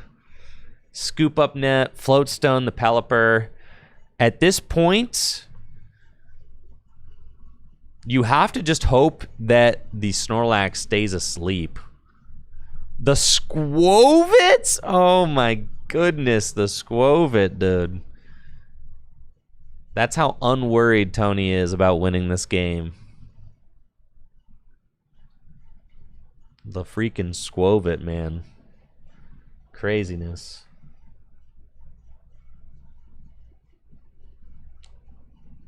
And then Tony is going to get to swing it again. And I really do think that this was just a missed line from John. John should have kept the Snorlax asleep in the active spot. I mean, Tony cannot make this play if the Snorlax is asleep in the active spot, right? But like John going for the gust just enabled it. And then Aerodactyl able to take another knockout with the Fossil Fangs attack.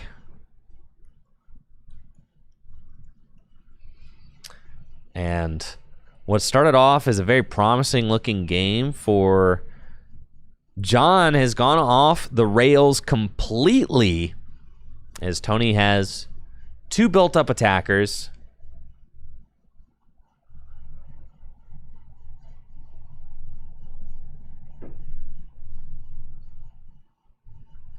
Two built-up attackers and just 1 prize remaining. Yeah, it's got to be Counter Catcher or Rangaroo, but there's not nearly enough damage in play to work with. Iono to 1, not going to be great. Tony's got both a Rangaroo and Squovit in play. I almost feel like, did John forget to put Kirlia in his deck? That's what... Did he forget? Did he forget to put Kirlia in the deck? That's like... That is my main question here. Then, like, why was Kirlia never prioritized? That's like... It's killing me. It's absolutely killing me. Because John knows to he's got to know to prioritize the Kirlia, right? Like, that's like the first Evo you get. All right, here comes Meloetta. No way we go 3 tails again. 2 hits. All right, so 20 damage. And now, all right, I think Wingle has 70 hit points, so like John is like a TM Devo away from winning, but he's 10 damage short, right?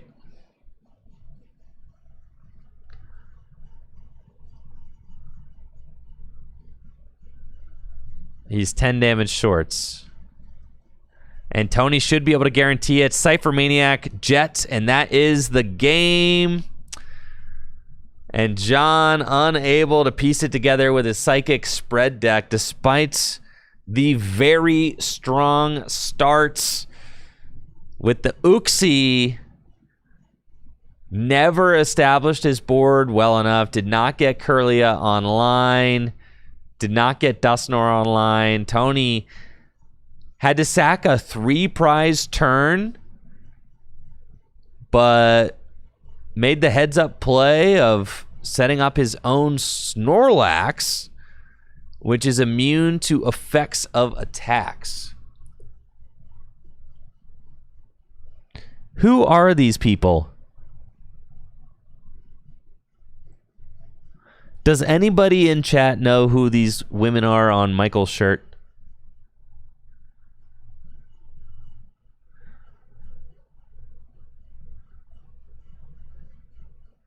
All right. Zeely's got a Psychic deck featuring Gallade.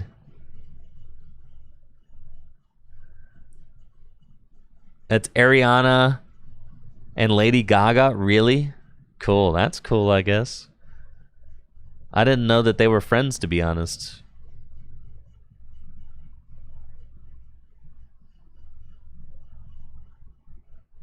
You're telling me this now for the first time.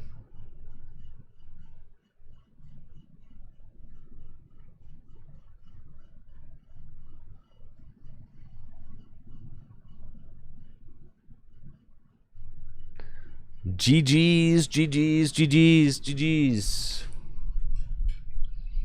All right, so that's just round number 3.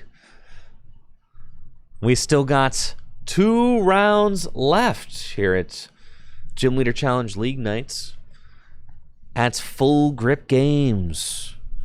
I'm going to take a quick break. When I get back, we're going to be gearing up for round 4.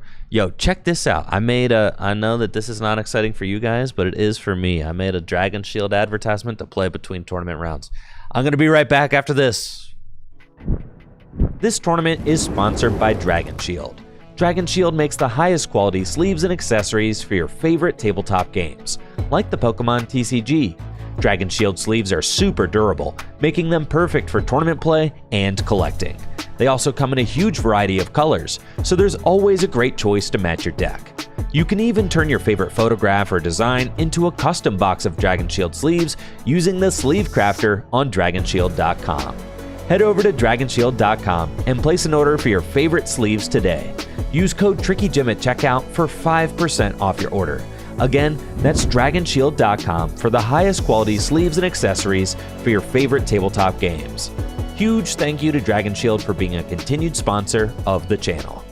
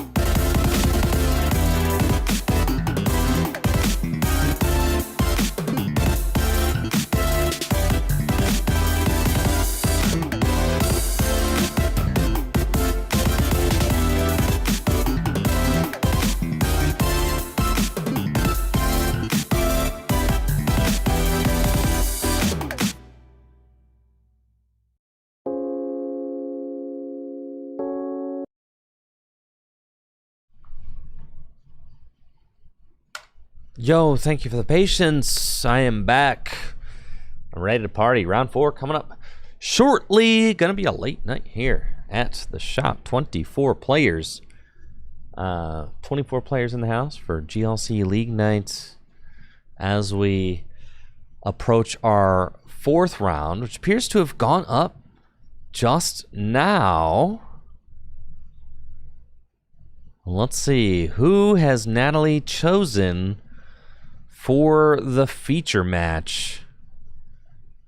JD. All right. And who else do we got? Chris Scove. Okay. 2 new players. You love to see it. New players to the night stream, not new players or strangers to the stream table. I know. At one point, Chris had a fan club.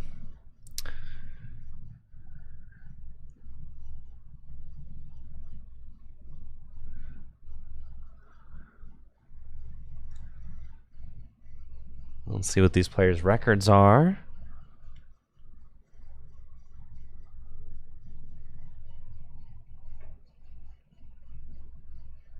Both these are 2-1. Apparently there are 3 3-0s right now, but both these players are 2-1. We've got grass versus fighting. Fun. Mix things up a little bit in round number 4. Get some new faces on stream.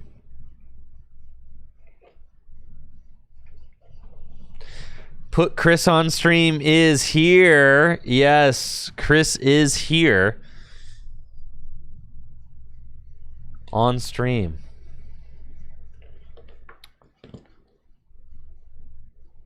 How fun. Well, let's go. Grass versus fighting. Could be tough for fighting, as there are definitely some fighting Pokemon that are weak to grass. Grass also recently got the new Shaman, which is a bench barrier Pokemon, which can stop spread attacks if that's the kind of fighting deck we're seeing. I think I did see... Was this Chris's deck that I was looking at earlier with the Rockets Pupitar? So this might be my Rockets Hitmon combo deck. It might be. I'm not sure. I have no idea.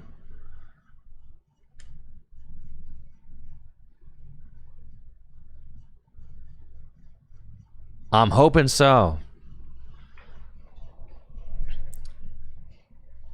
I love the Rockets Hitmon combo. Who is that on JD's sleeves? What kind of sleeves are these?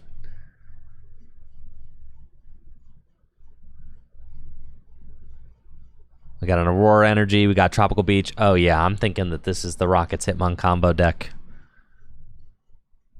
Starting off with a mulligan. JD got a nice Buddy Buddy Poffin. Roselia starts. Looks solid.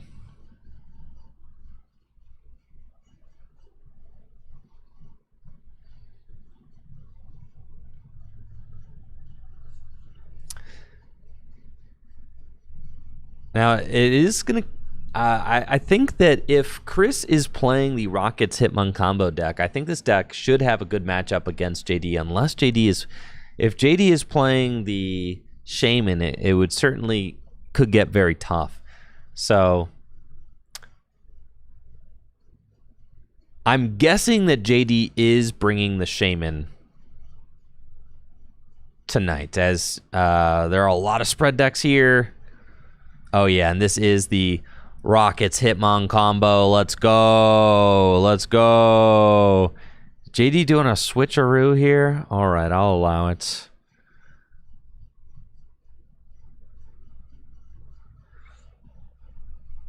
And round number 4 is underway here at Full Grip Games. We've got Chris Cove on the right versus JD DiMatteo on the left. Both these players are 2-1. JD playing first, has a great opening hand going first. Buddy Buddy Poffin, a couple of bench Pokemon. You love to see it. Chris got his ideal opener in the active as well. Hitmonchan. It's got the hit and run attack, does 30 damage, switches itself to the bench. But that's not all, folks. After Hitmonchan, you can use Hitmonlee. Hitmonlee's got the special combo attack, which can only be used if Hitmonchan used hit and run the turn previous, does 90 damage to one of the bench Pokemon on your opponent's side. And then after that, the fun's not over. You can use finishing combo with Hitmontop, which does 60 damage to all of your opponent's Pokemon. But you can only use it if Hitmonlee used special combo the turn previous. So that's the 1, 2, 3 punch of this Hitmon combo deck, and it is all tied together with the Rocket's Tyranitar, which got the Sandstream ability, which places 2 damage counters on each of your opponent's basic Pokemon during Pokemon Checkup. The Tyranitar are going to be not super effective in this matchup, as I think that many of the Pokemon in JD's deck are evolution Pokemon, so probably not going to be the strongest Pokemon to utilize.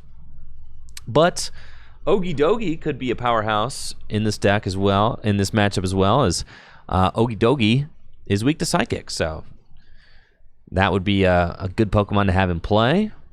230 hit points, tough to deal with. Chris does have Arven,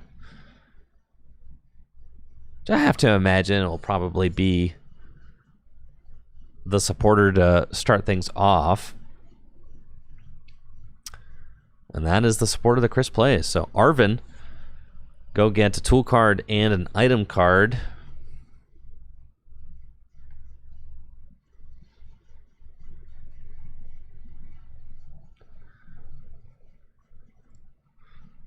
And it looks like the comboers are all in the deck.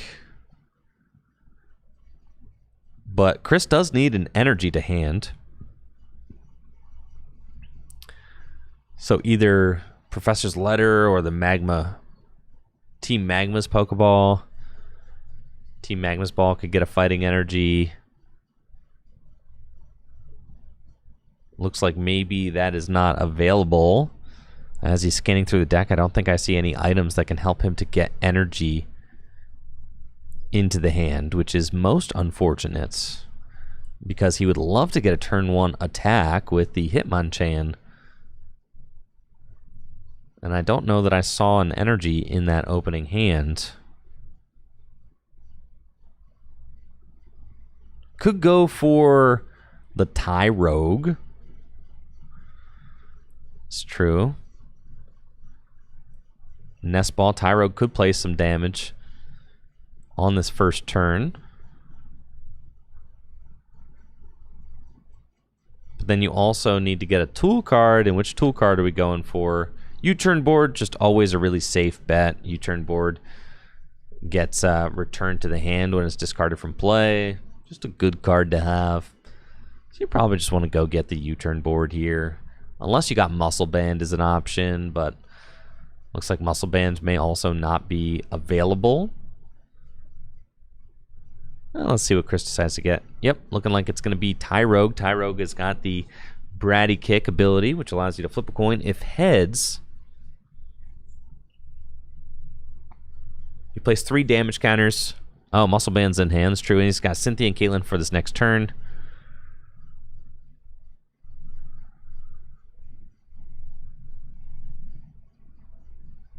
Bratty Kick. It's a heads. Can place 3 damage counters on one of JD's Pokemon. It's got to be the Cherubi for sure. The Cherubi's only got 40 hit points. Let's see what JD's got this turn. He's got a Research in hand. Netball, go get a Grass Energy out of the deck, or a basic Grass Pokemon. Are we going to see JD play the Shaman? Does JD play Shaman? I don't know that I see. Oh, yes, there it is. The nice full art Shaman. Netball. I'm going to get that Shaman. Shaman will be quite problematic for this deck to deal with. Well, Chris's deck is playing Silent Lab, which can turn off Shaman's ability. So we could see some play between those two cards. But life does get a lot more difficult for the Rockets Hitmon combo deck with a bench barrier Pokemon such as Shaman in play. Shaman's also got 80 hit points, so generally kind of tough to knock out. Now, Sandstream Tyranitar could place damage counters on the Shaman between turns, but Tyranitar also weak to grass, so can get knocked out in one hit. And here's a Professor's Research. JD gonna discard the hand, draw 7. Finds U-turn board, and I don't believe a lot else, actually. No, this is looking horrible.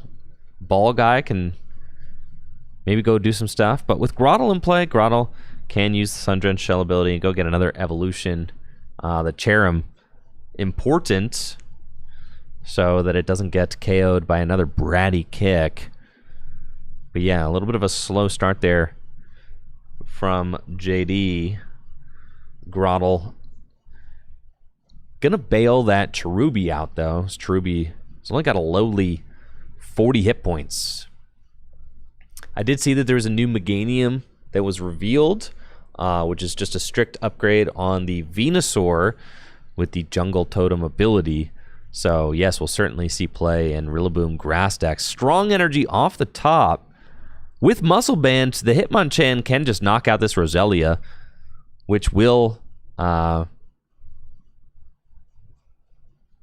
Chris should just play a supporter first. You certainly want to play the... Yeah. Play the Cynthia and Caitlyn. Draw. Okay, teammates. And then with the Strong Energy, no, cannot attach the Muscle Band, actually. So only going to be doing 50 damage to this Roselia. With Hit and Run, and we'll switch into Tyrogue with the Hitmonchan. Strong Energy to the Hitmonchan. Hit and Run for 50.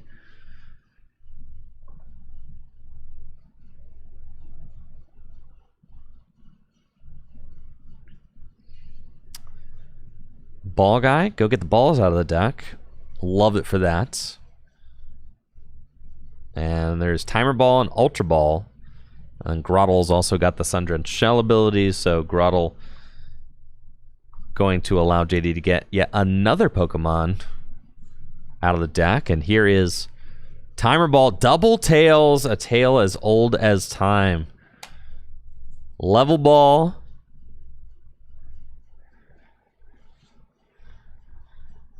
Go get Eldegoss. Eldegoss has got the Cotton Lift ability, which allows you to search your deck for 2 basic energy and put them into your hand.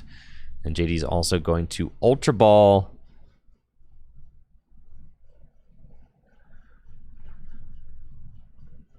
Go get maybe one more Pokemon. And then with Eldegoss and Cherrim both in play, I mean, this is like a very, very troubling board state for Chris to be dealing with. We got Sundrenched Shell to go get Torterra, Cotton Lift to go get 2 Grass Energy, and things are getting sketchy here. Roserade can use its Le Parfum ability to go get a trainer card out of the deck, and it looks like Scoop Up Net is what JD is going to grab. Scoop Up Net can reset the Roserade. Cherrim will be able to accelerate these energy into play with its Spring Bloom ability.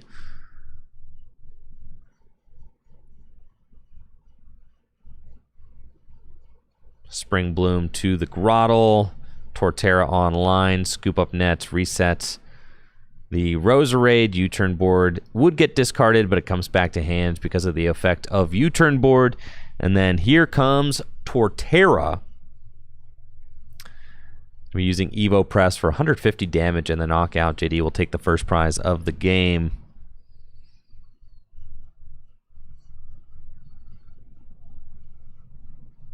I think I would like to see...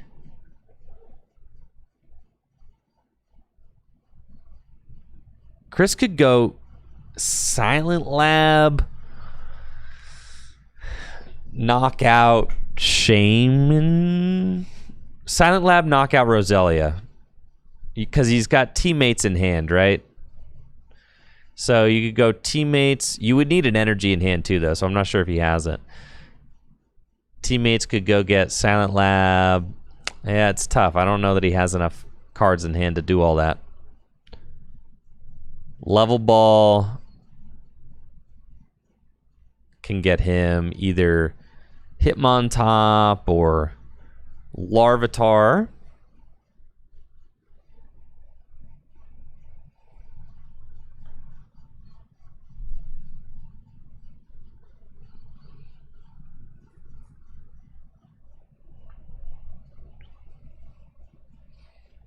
Looks like Chris will use Level Ball for the Hitmontop, put it down.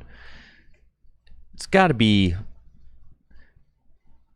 You got to be thinking, you know, potentially Ogie Dogie would feel like it would be a valid part of this game plan at this point. Ball Guy. I think that Chris doesn't necessarily have the cards he needs right now to really do anything super impactful this turn, but the game's not totally lost. I mean, there are plays that Chris could make. It's just very complicated.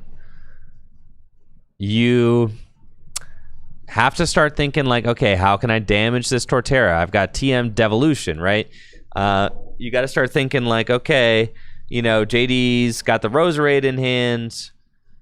You know, can I eliminate the Roselia? Is that possible? How can I utilize Silent Lab at a point, right? How can I continue to chip damage into play? I mean, you basically want to continue to hit and run with Hitmonchan, because Hitmonchan's doing 50 damage right now, which is not nothing.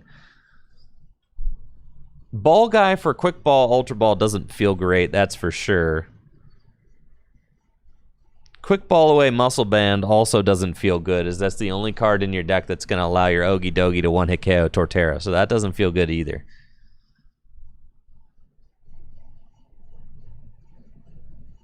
I do kind of see... Yeah, it looks like Chris is going for the Hitmonlee, getting it into play.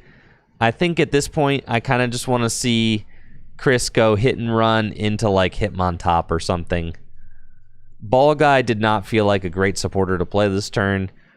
Chris had Pokegear. I mean, so like Chris could have dug for a different supporter. I don't really think that...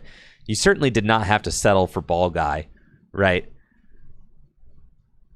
Now we're getting rid of Scoop Up Net with the Ultra Ball.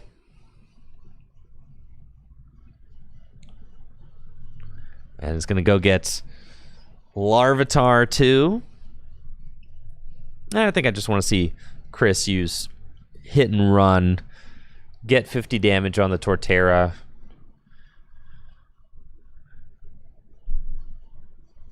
It's certainly not ideal, but the thing about the grass deck is that there are a lot of low HP bench sitters, right? So like, it's not undoable. I mean, it certainly is possible.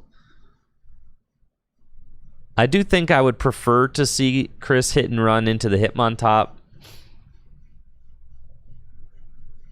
And JD is going to just use Roserade again. So, Chaotic Swell coming into play. Roserade for Chaotic Swell. I think JD has been a little trigger happy with the Roserade. I think he's just kind of using it just to use it. And he doesn't necessarily need to use it.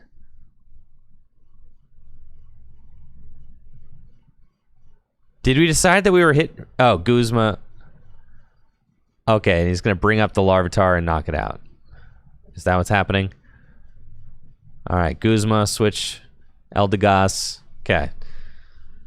I feel like JD is being a little trigger happy with this, with the Roserade. I feel like like Roserade got a scoop up net for itself originally and now is getting a chaotic swell. I feel like that's just like not very high value off of Roserade. Roserade's Le Parfum ability is just like a really powerful ability. It can get any card you want out of your deck, and I feel like that's a mistake I see happen all the time, is that players will kind of just use the ability just to use it, but JD doesn't have to use it. He's not really being forced to use it at all, and now like that option is gone, right? So it is possible, like if Chris were to play like Field Blower Silent Lab here, right, then JD wouldn't have those options to go get, like, what wouldn't it be better for JD to save the Roserade for like when the Silent Lab comes out, then you could go Roserade for, you know, for Chaotic Swell or something. I don't know. That's kind of my thoughts. But we'll see. Chris is eyeing up a Field Blower. Again, I think that Chris probably should just use the Poke Gear, because he doesn't know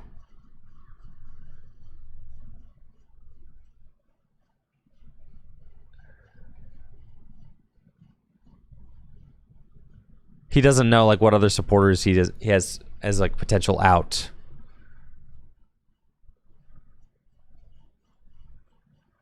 It's going to get an energy and a Field Blower potentially.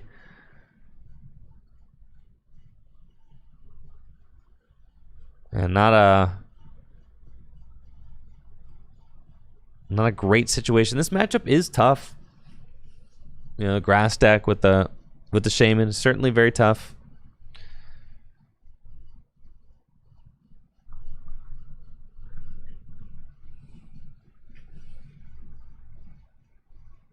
And Chris will get an energy onto Ogie Dogie. I think this is definitely the thing he wants to do. And now with this hit and run, I do think that you should hit and run into the Hitmontop. I would hit and run into the Hitmontop here.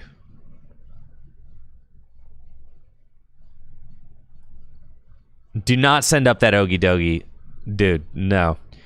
He's already doing 200 damage. Just going to leave the Hitmonchan in the active, which is fine. I still think I prefer sending the Hitmontop. Like, what's JD going to do? Not knock out the Hitmontop? Like, the Hitmontop going down is totally fine. Now, Chris does have gear in hand. And can potentially use that to go get a supporter next turn. JD. The thing is, okay, so Cherubi, hear me out now, right? Cherubi only has 40 hit points, I think. So if Chris can go Halucha and then TM Devo, Chris will take a knockout on Cherim and Torterra. So, like, that's pretty good. That's pretty good. It's not bad. It's a thought.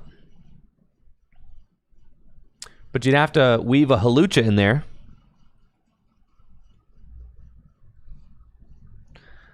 And it looks like JD is using Versus Seeker to target down the Ogie Dogie. Does not actually have everything he needs to take the knockout. So 200 damage with Evo Press. And I think this is like fine for Chris. Okay, if Chris can find, again, Halucha and TM Devo. He's already got TM Devo in the hand. I think that would be pretty scary. So let's see. It really would just be like Karina could do it. Research is certainly very good here. Discard the hand, draw 7. Yeah. And this is what I'm saying. I think JD kind of overextended a lot of cards in his hand right now because he doesn't really have the strongest board state. Like, Chris could very easily come back in this game with like a couple of like clutch plays. JD might just like, could just lose.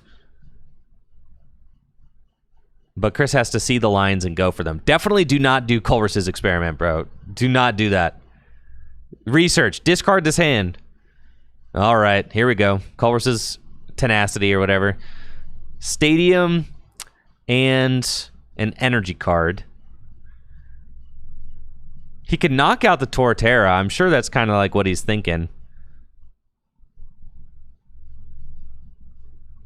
But then I don't think Chris has like a good supporter in hand to back up for next turn, right? So that's why I'm thinking research. Research felt really good. You're almost guaranteed to draw like these 2 cards off of a discard draw 7, I think.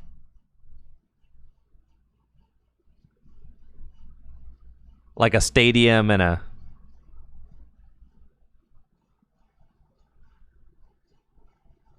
Clara is in hand, so I guess that feels good to keep. And then Ogie Dogie, good punch for the knockout.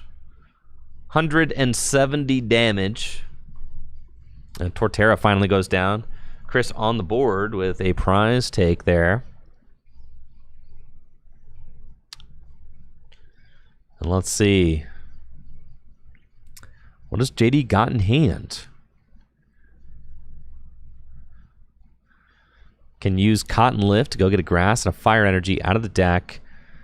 And the Scavillain has made its way into play.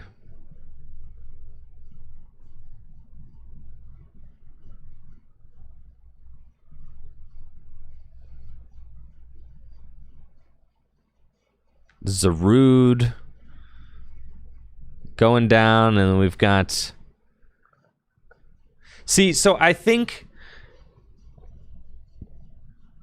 This is why Chris had to go for the TM Devo play, because you take the Cherrim out of commission and you make it so that JD cannot easily just establish a brand new attacker, right? So like Chris last turn had to play research to go for the Halucha TM Devo play. And if he does that, instead of taking 1 knockout, he takes 2, and he also knocks out the Cherrim. And then JD is stuck with just 1 attacker built up, and then it's possible for Chris the following turn to maybe go, you know, Hitmonchan could chase down a Cherubi, then maybe you weave in a Silent Lab. Like it was possible, but now I think the game has probably gotten a little too far away from Chris.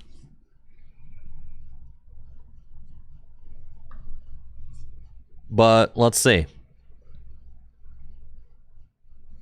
Chris does have another Ogie Dogie on the way, though, so there is that. We've got Night Stretcher for Ogie Dogie, Rainbow Energy in hand. So, and another hit and run.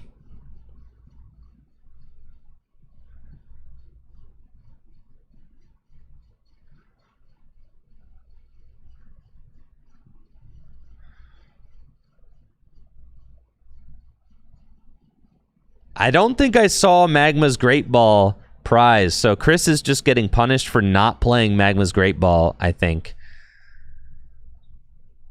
Because Magma's Great Ball gives you an out off of Arven to go get a basic energy, and I don't think that Chris had it. It is a little bit of like a weirdly expensive card. I think it's like $6 to $8 or something. I don't know. So if I get to talk to Chris about it, I'm sure I will harass him and tell him he's got to splurge on the Magma Great Ball, dude. Because honestly, this whole game changes. I mean, Chris could have gone Muscle Band, Magma Great Ball, get the energy, turn 1, hit and run. They'd be in a way different position, I think.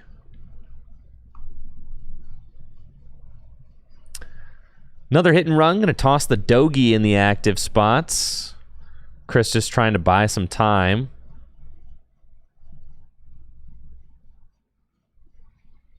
JD using the final Gust out in his deck to take out Hitmonlee with Zarude to go to 2 prizes left.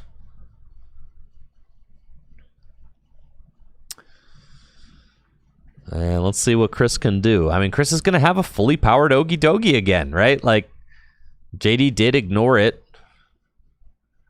And here comes Ogie Dogie.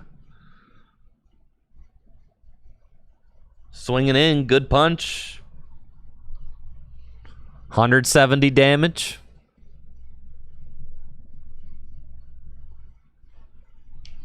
I think Chris could go Clara, bring back the...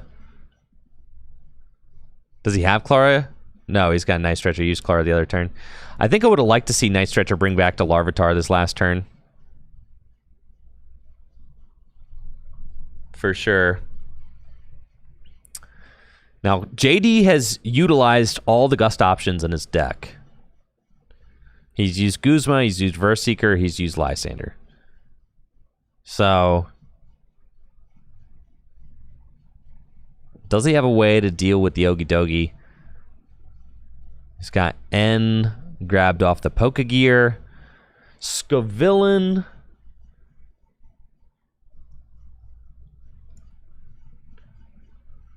Has got an attack. It does 180 damage if it has any fire energy attached, which it does. So Scavillain will be doing 180 damage. Still short of the knockouts on Ogie Dogie.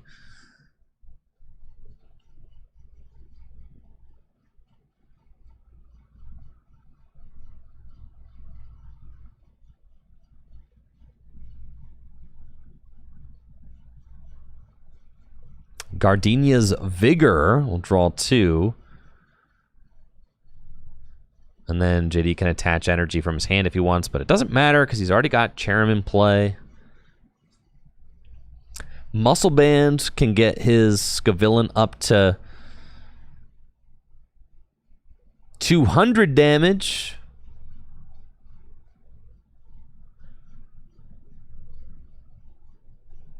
With Muscle Band... yeah, but still just a little short. So now we've got a Tropius. And Eldegoss. I mean, JD's deck is looking mighty thin at this point, but we do know he's got N. I mean, so like at this point, JD has exhausted pretty much all the resources in his deck. He's basically just got an N left and a Superior Energy Retrieval. That's it. So this is a situation where, like, I think if Chris had made like a couple of different routing decisions up until this point, like it's a winnable game. That's like what I was saying, right? Because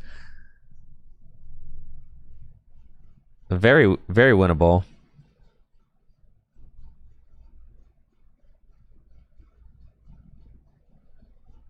But I think at this point, it might be too far gone.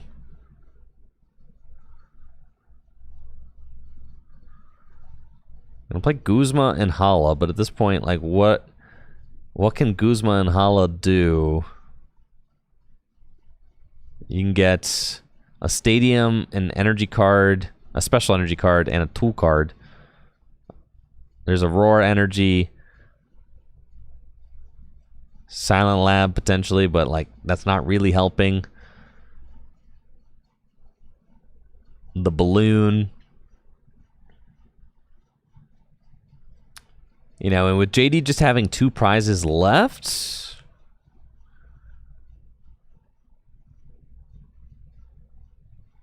it would have to be like if Chris can find Raihan, he could get Ogie Dogie powered up again. And I don't know that JD can like... oh, no, JD's got the sauce to deal with a second Ogie Dogie, for sure. Yeah, no, I think JD's got this one squared away.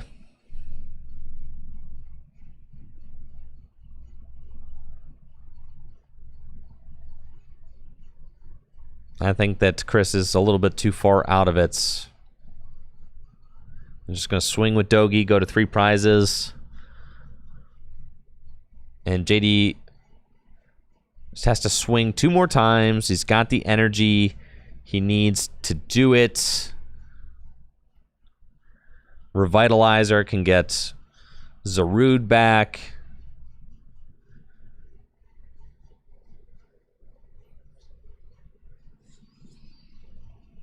and another attacker, and you should be all right. I think I saw JD is also playing the Tapu Bulu. So Tapu Bulu, also just attacker that can do like 220 damage. And it looks like JD is gonna put the Zarude back into play off the Revitalizer. Has 3 energy in hand and then also superior energy retrieval, so just plenty of energy and should not be under any stress to close the game out. I think he's got everything that he needs. He's even got the training court, which he can use here to go get an additional energy out of the discard pile. And then we'll counter the training court after using it.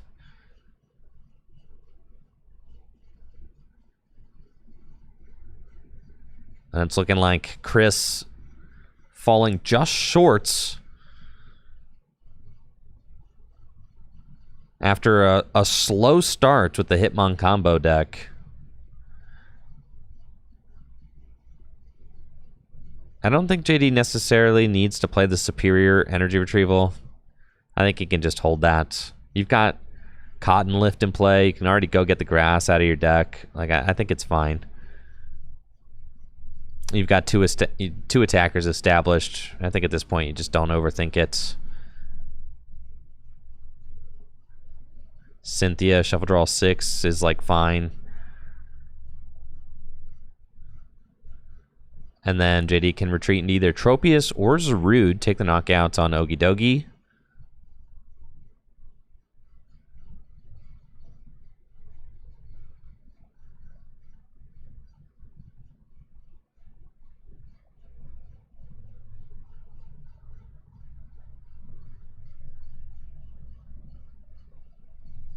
And off the shuffle draw 6 does find Evolution Incense. Just gonna play it to burn it. And then Okie Dokie has only got 40 hit points left. So will be an easy KO for any of these attackers that JD has built up. And it looks like it's gonna be Z Money coming in for the KO.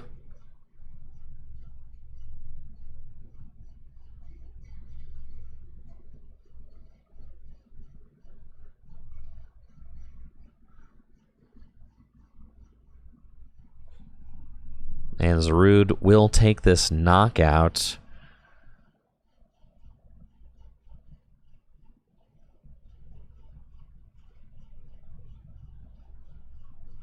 Okie Dokie goes down. JD down to just 1 prize remaining. Hitmonchan gets promoted. I don't think that there's anything that JD can do to turn off Cherim, and that's I think again. All right, Chris would need to like get Halucha, TM Devo the Cherim this turn, knock it out, right?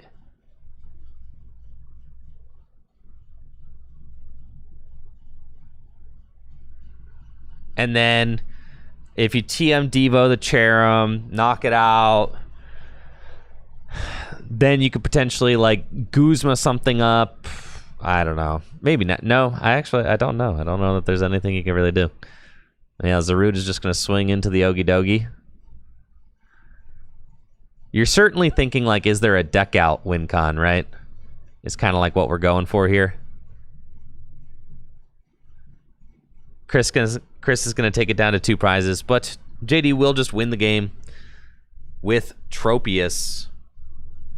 And that is match. Chris able to take it all the way down to 2 prizes, but not enough as JD emerges victorious with the grass deck in round number 4 of 5 here at Full Grip Games GLC League.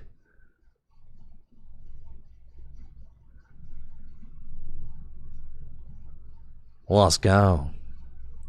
That did get me thinking though, right? Because I'm locked in for the invitational.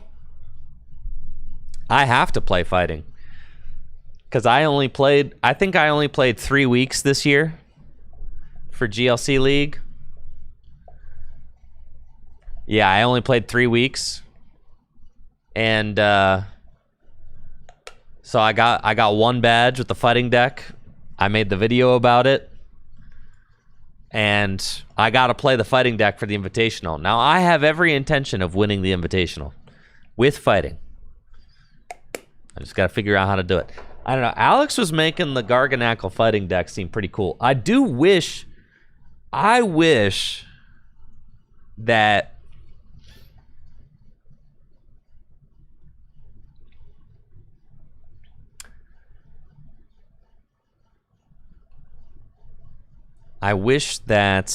the new Mega Symphonia cards would be out by the Invitational.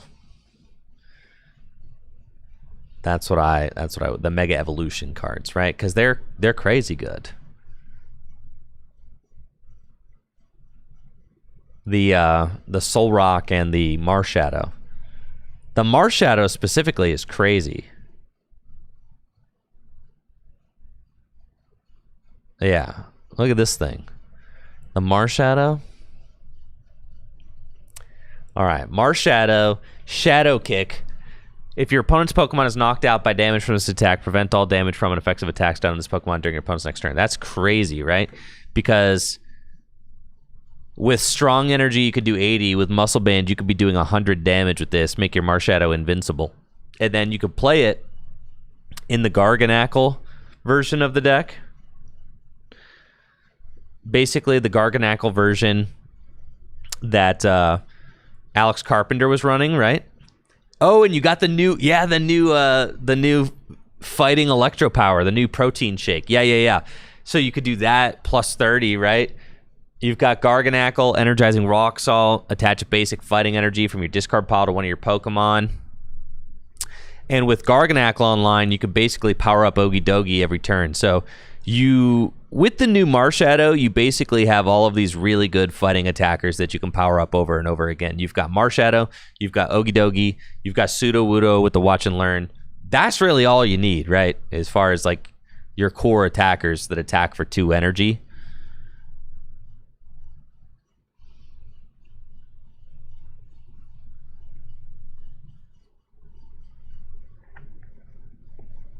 So that to me seems hype. I think the Marshadow is quite good. It's level ballable too, single retreat costs. And then of course, the Lunatone going to be huge for fighting type Gym Leader Challenge decks. Specifically, I think it is very good with the Garganackle build of fighting or Colossal builds of fighting, since both Colossal and Garganackle accelerate energy from the discard pile. You've got the Lunar Cycle ability. Once during your turn, if you have Soul Rock in play, discard a basic fighting energy, draw 3. I mean, sure, we'll take it, right? Marshadow seems like a very bad Cavern Tackle Terrakion. No, see, TV boy, it's 2 energy. It's 2 energy is the thing. No, I disagree with you. It's 2 energy. Like, there's always stuff in like on your opponent's side, like 80 damage or whatever, you can work with that. 60 damage, you can work with that. Against lightning decks, you're invincible. Against colorless decks, you're easily one-hit KOing stuff in colorless. You're easily one-hit KOing stuff in lightning. You're easily one-hit KOing stuff when you're playing against dark, right? And you can't Cavern Tackle twice in a row, but you can Marshadow twice in a row. And if you're playing cards like Counter Catcher, Boss's Orders, Guzma, you can just like chase down the support Pokemon on your opponent's side of the board. Cavern Tackle costing 3 energy is very prohibitive. There's a couple things that are very prohibitive about Cavern Tackle in Gym Leader Challenge format. First of all, Terrakion is fat. It's got a retreat cost. It's got a retreat cost of like 3, right? Pretty much the only way that you're powering up Terrakion is if you have Colossal in play.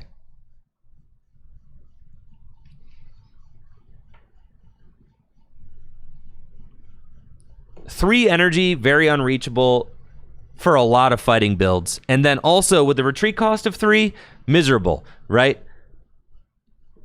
It's not great. because like you get Terrakion, it makes itself invincible, then you got to retreat, and it's like you have to have Colossal online. But with a 2 energy fighting build, right? Then you either have Garganackle online, or you're using cards like Raihan. You're either using, or you could just manually attach, frankly. If all of your attackers cost 2 energy, you could just get an Ogie out. You guys know what Ogie does. You just get an Ogie out. Odds are Ogie's probably going to survive a turn. And then you get that 1 extra turn to put an energy onto like the Pokemon that you want. Yeah. So I am totally bought into the 2 energy attacker fighting deck. After playing a lot of, I played quite a bit of Colossal fighting, and I think it's cool, but I think that 3 energy, it's just a little bit too high maintenance. Whereas like 2 energy is just so much more manageable. You've got Raihan, you've got Garganackle, you've got manually attaching, which like don't underestimate manually attaching when all your attacks attack for 1 energy. I understand the flow of like using the Colossal, but like the difference between the Colossal build and the Garganackle build is that the Garganackle build can actually still work even if you don't get Garganackle in play, because your attackers only cost 2 energy, whereas like the Colossal build, your deck sucks if you don't get Colossal online. Like the deck is just bad. So like I'm kind of like a big fan of the 2 energy build because it just is lower maintenance. Everything is just much smoother. I think the Marshadow is pretty good. I think there are plenty of times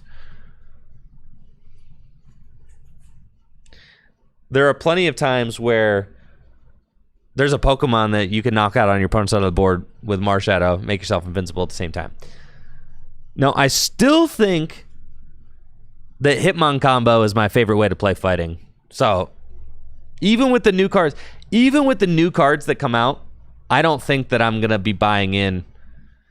Because I don't know that Hitmon combo probably doesn't even play the new Lunatone, dude. Hitmon combo is probably not playing Lunatone, and it's probably not playing Marshadow. It's definitely not playing Marshadow. You don't need any of them cards for Hitmon combo. This thing having a single retreat cost is also so good.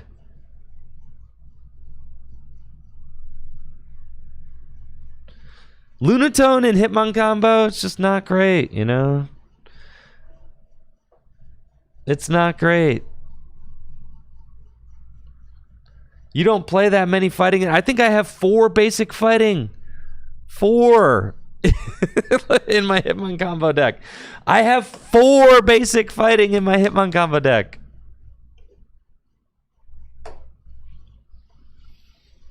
Retaliate Terrakion? Yeah, that's worth thinking about.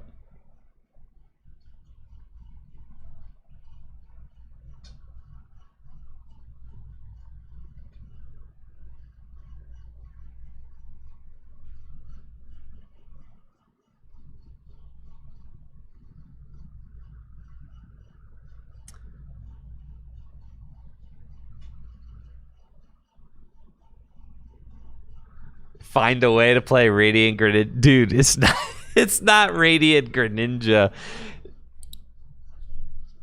It is not the same as Radiant Greninja. Also, it is basically Radiant Greninja. Bro, it's not Radiant Greninja. The Soul Rock that turns off resistance is certainly the best. Yeah. Yeah, thank you, Coach Shu, and thank you, Solid RK, for those subs. Yo, I appreciate it. Thank you so much, Solid RK, for the sub in the 27 months. Thank you, Coach Shu, for the sub in the 16 months. I've got a daytime stream happening next week, actually. I got Jesse Parker going to be coming in for one final playtesting session before he heads off to the World Championships. So if you're a daytime viewer, next Wednesday, I'll be doing a daytime stream. I'm going to try and weave in more daytime streams throughout, the next few months. Yeah, I like it. At least trying to get in like one daytime stream a week. I'll be trying to. see as many of those as I can.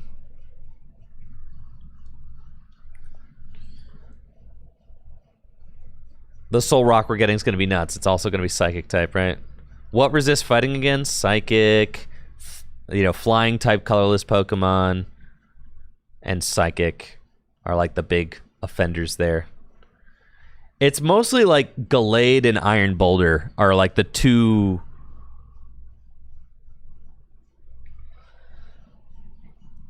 Yeah, Gallade and Iron Boulder are like the two major problems for fighting type decks.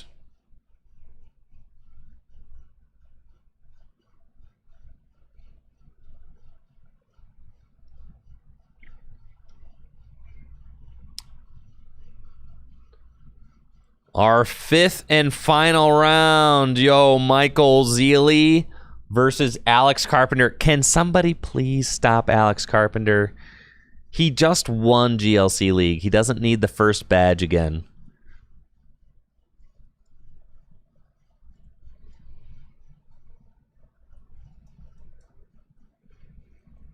Full Grip's very own Michael Zealy versus Alex Carpenter. Both these players are 4-0. Psychic versus Lightning. Holy crap, folks. A battle of the ages. My body is ready. Let's freaking go, dudes.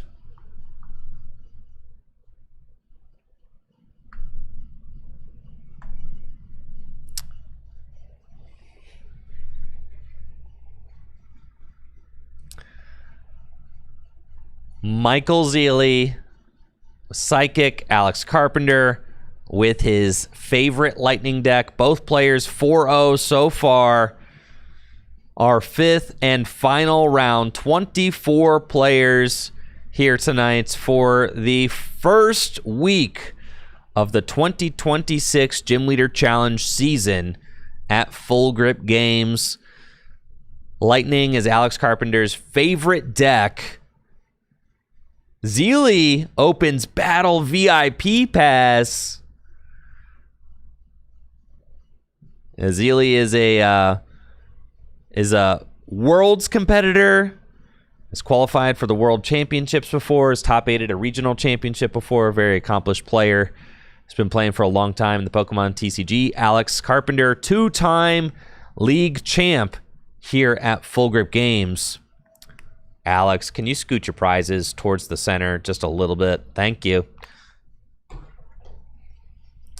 Alex Carpenter is a 2 times Gym Leader Challenge League champion here at Full Grip, winning the 2023 and 2024 seasons.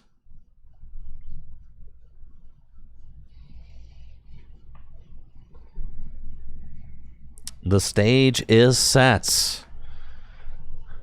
The winner of this match will win the first badge of the 2026 season. Will it be Michael Zealy with his Psychic deck featuring Iron Boulder and Gallade, or Alex Carpenter with his favorite Lightning Spread deck? 24 players in the house tonight. All comes down to this. With 24 players, that means that we've got $110 store credits up for grabs amongst the did I do my math correct? Hold on. Hold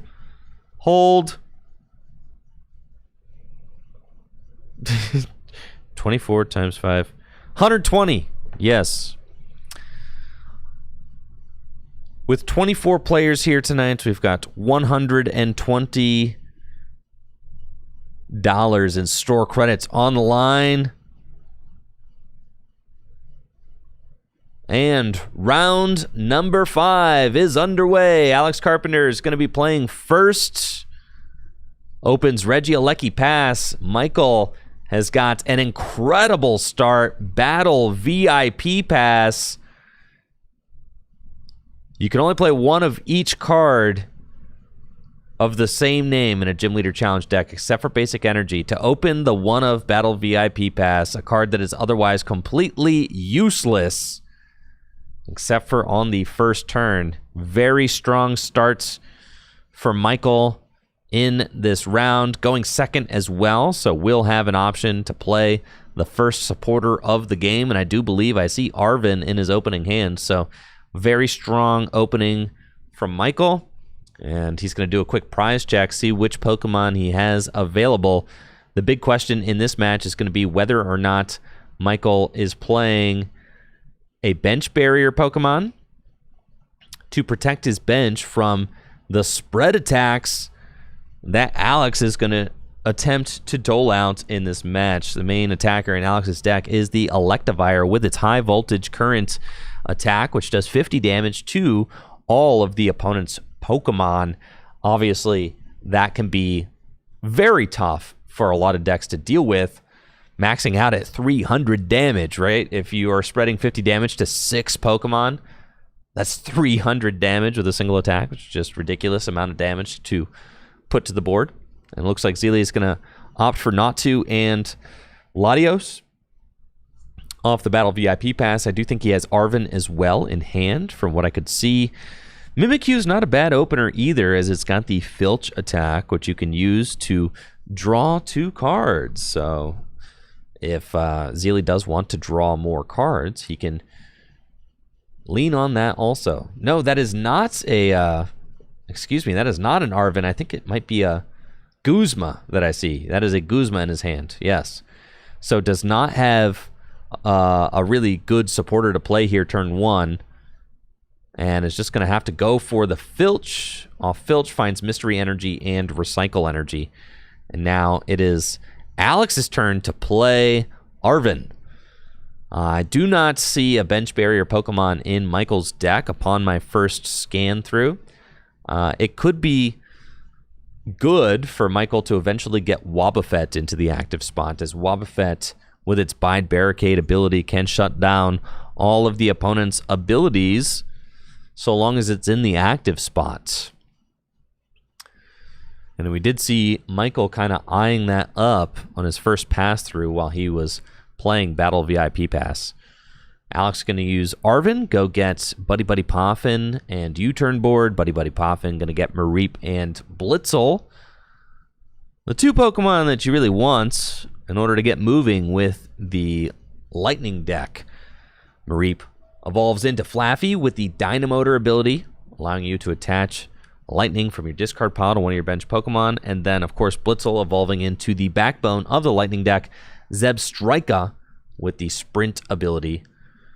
Michael has Mysterious Treasure and Fog Crystal and Nest Ball. So actually, Michael's got a great option to pop off here with the Xatu, which is actually just in hand. Xatu's got the Clairvoyant Sense ability, which allows you to attach a Psychic Energy from your hand to one of your bench Pokemon and draw 2 cards. So some great draw.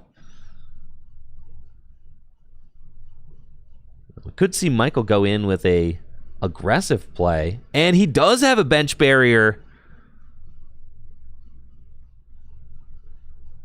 Pokemon in his deck, as I saw Mew from Unbroken Bonds is in the deck, actually. So Michael is prepared with bench barrier.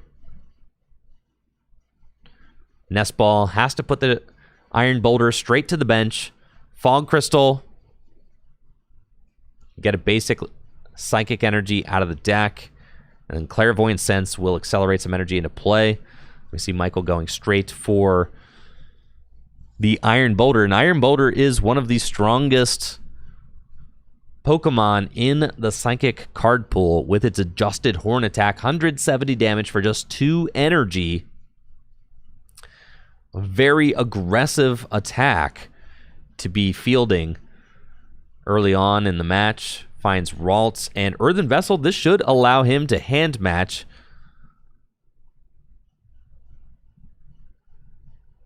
I think.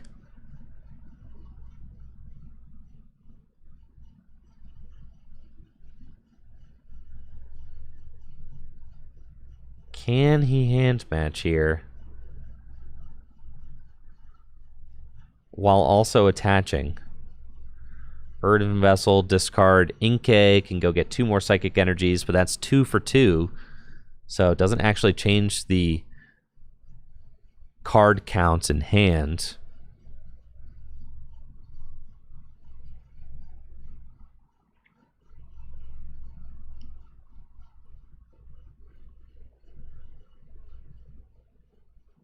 And I see 1, 2, 3, 4, 5, 6. I think he's shorts. That's if Alex has... How many cards does Alex have? Is it 7? No, 1, 2, 3, 4, 5, 6. I thought maybe the 7 on the dice there was set out as like a signifier for how many cards he had in hand. I think he has 6 in hand. Mysterious Treasure will discard a Psychic. And it looks like Michael may have missed the hand match this turn, so might just be promoting Wobbuffet while he builds up his board more.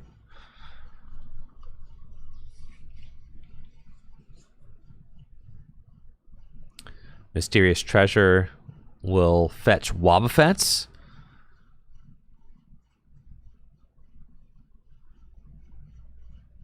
Mystery Energy to Wob and pass 4 cards in hand.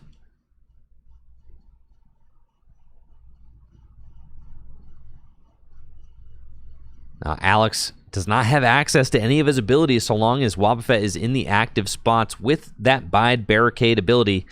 Bide Barricade makes it so that as long as it's in the active spot, each Pokemon in play in their hand and in their discard pile has no abilities except for Psychic Pokemon. Perfect for the Psychic Gym Leader Challenge deck as it does not impede any of the Psychic Pokemon's abilities while stopping all of the opponent's abilities so long as they are not also playing a Psychic deck.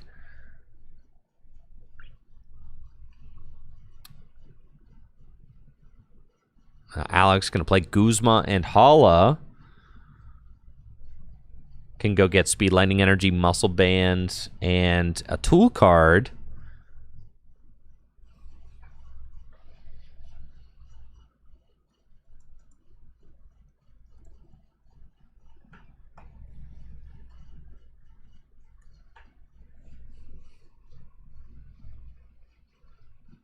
And is going to get Stormy Mountains as well. Speed Lightning Energy is going to allow Alex to draw a couple of cards when he attaches it. Stormy Mountains can go get basic Lightning Pokemon out of the deck to start establishing another Pokemon, maybe an Electabuzz if he can get it. Here's Stormy Mountains and Speed Lightning Energy to the active Regieleki finds Dynamo and Trainer's Mail. Muscle Band too, and Regieleki is going to be punching for a decent 40 damage this turn with its Static Shock attack. That Dynamo is the new Dynamo from Black Bolt, which has 40 hit points and free retreat. The strongest Dynamo that there is. After all these years, Dynamo finally got power crept.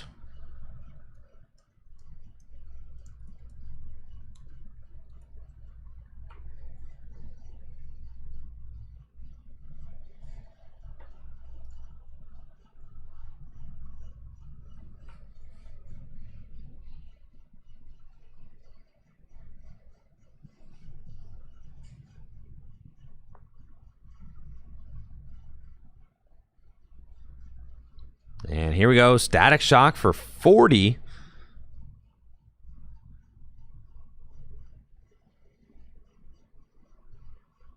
Alex has got, I think, 5 cards in hand. This should be pretty easy for Michael to hand match if that's what he wants to do this turn. To attack with Boulder.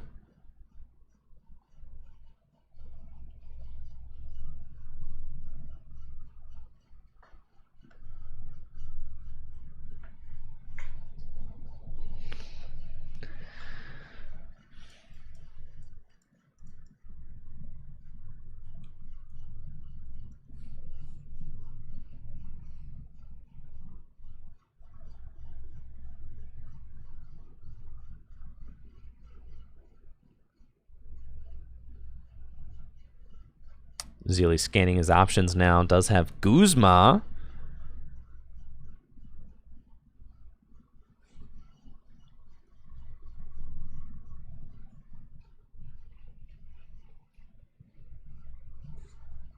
Guzma will bring Blitzel into the active spot. Zeely identifying that Blitzel evolves into the backbone of Alex's deck, and Zeely will use the adjusted horn attack for 170 damage. Take the first prize of this finals game, breaking his own ability lock in the process and matching hand sizes. But honestly, without Zebstrika, there's not a lot of abilities that Michael is necessarily worried about. Sure, you know that Regieleki can come up into the active and Terra Spark. That's a given. But it does discard all energy from itself when it uses that attack. If Michael can find something like a Hex Maniac, things can get pretty tough for Alex to deal with, especially, I mean, with Wobbuffet there, you're also kind of looking at a potential just Wobbuffet in the active. I mean, you don't even have to find Hex. You can just slow the game right back down with Wobbuffet if that's what he chooses to do. You also have Mimikyu. Could Terra Spark right back. So that's another easy play that Michael could make. Mimikyu has got the copycat attack, which just copies whatever attack the opponent used last turn. Which would mean that Alex has to evolve up this Dynamo right now, right? Because if Alex is going to use Terra Spark this turn and Mimikyu copies Terra Spark, then Mimikyu can take a 2-prize knockout with Terra Spark knocking out the Dynamo on the bench. So Alex certainly would have to prioritize evolving it.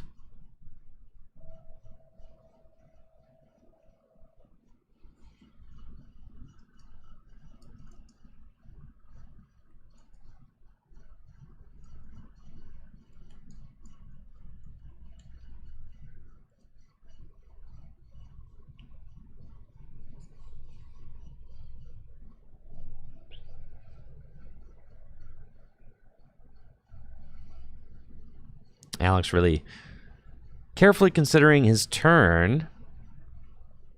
He's got Dynamotor online and Verse Seeker in hand, so can use Verse Seeker to go get a supporter out of the discard pile. It doesn't have a lot. I mean, it's Guzma Hala again. That's what we're going for.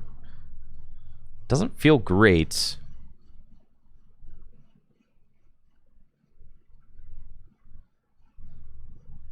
Especially, yeah, Alex really kind of scraping by to figure out what cards to discard. None of it feels good.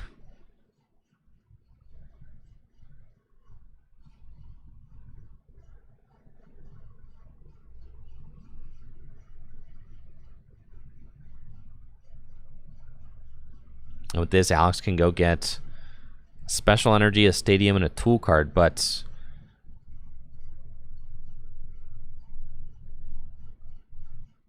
Counter Energy is a good one. Will enable a Terra Spark attack. Alex did decide to keep the Evo Soda in the deck. So the scary thing about this, though, is that this will allow Michael to just go copycat Terra Spark and take a 2-prize knockout, which is not ideal for Alex. Unless he's got Evo Soda for E-Electric right here. I thought maybe he was saving the Evo Soda for a Zebstrika, but no, he's going to play the Evo Soda to get E-Electric online to deny the 2-prize take from Michael. However, this leaves Alex with no cards in hand. I mean, like, no playable cards in hand. Nothing good, right? It's all bad. I don't think he has any draw supporters. He's got no Zebstrika, no way to get Zebstrika out of the deck.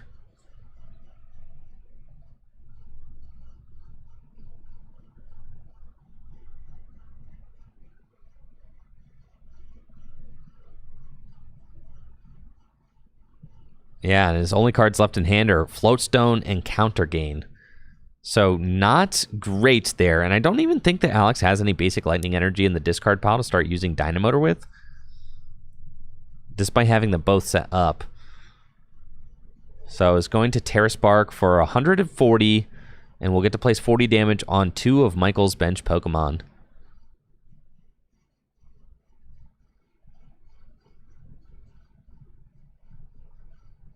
Alex was really taking his sweet time with this turn. That's for sure. I think this turn has taken way too long, honestly.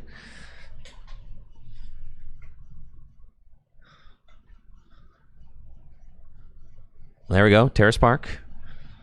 The damage is placed. And now, it's back over to Michael. See what he can do. Wobbuffet getting the promotion because it's got the mystery energy attached to it. So it essentially is free retreats.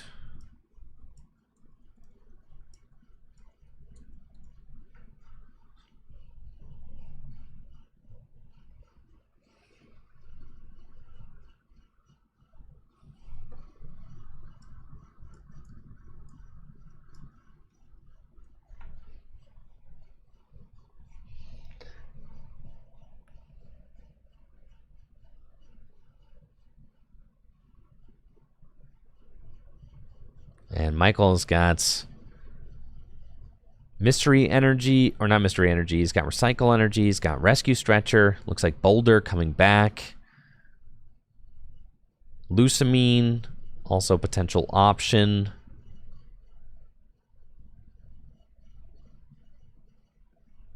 Lucamine may be all that Michael has to do this turn.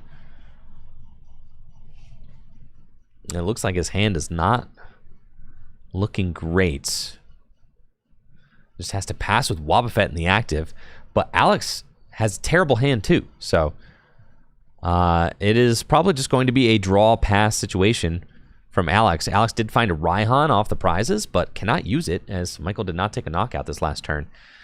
So we have a little bit of a stalemate that has devolved into, with Wobbuffet preventing abilities, Alex not having a great looking hand.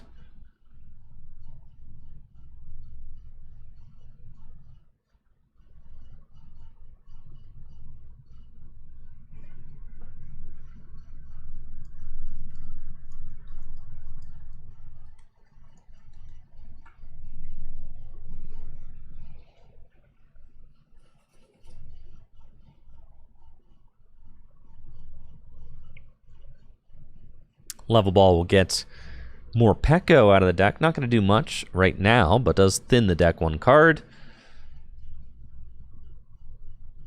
And then I suspect we're going to see a pass from Alex.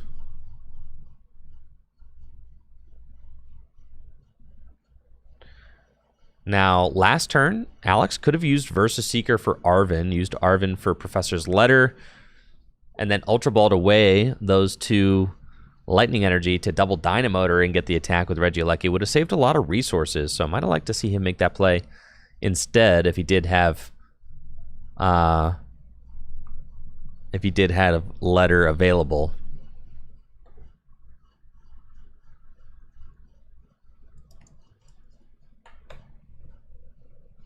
And Michael has pass again.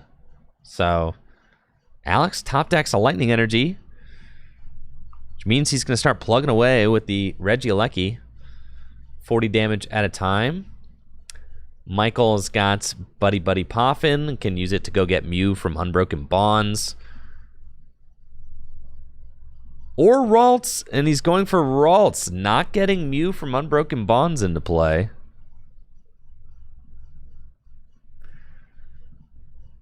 Michael valuing maybe some of the consistency that Kirlia would offer with Evolution Incense in hand and Evo Soda. Just has to pass with Wobbuffet active again. Alex top decks Quick Ball, but again, not doing too much here. However, Alex will actually take the knockout and the lead with Static Shock for 40 again.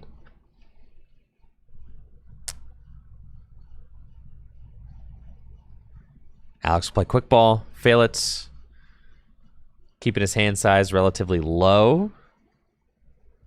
Michael's got Dimension Valley in hand. And this is one of the reasons that I'm not a huge fan of Xatu. I really do prefer Malamar. I mean, we've got like a bunch of basic psychic energy in the discard pile, and Michael cannot utilize any of them, and is not able to utilize Xatu because Michael has no psychic energy in hand. So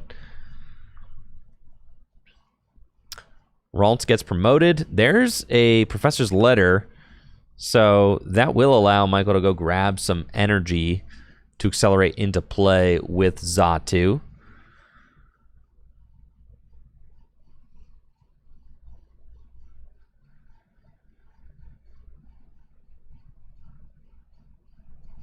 Corellia can use its refinement ability to start turning through the deck, draw some cards as well. There goes Refinement, discard Evo Soda, draw 2. Iono and N, those are both going to be great cards for hand matching, if that's what Michael wants to do. I do think that that's a letter in his hand, right?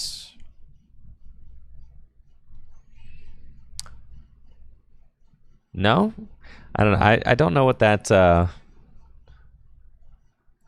that hollow promo was on Michael's hand, so we'll have to see. In order to hand match, would have to find a psychic energy off of this to attach to the boulder. Okay, here's letter. So that must have been something else that I saw in Michael's other hand, because this Professor's Letter will allow Michael to hand match Alex, grabbing 1 psychic energy, and then Michael can just attach that to the boulder, swing in with Adjusted Horn.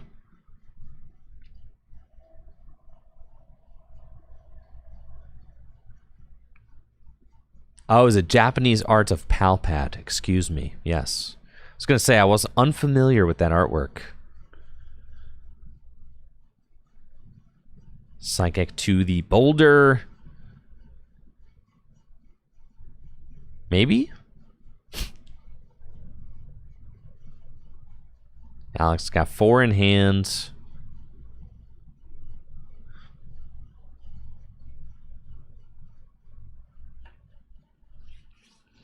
And hand matched. Adjusted Horn, 170 damage. Tie game again. 4-4 prizes. Let's see what Alex gets off of the... Ooh, I think has just Ball Guy, but doesn't have a lot of balls left in the deck, because I think most of his balls are down. Does have Volkner, though, but, I mean, Volkner is pretty garbage here, because all it gets is a lightning and an item card, and Volkner is not going to help very much in this situation.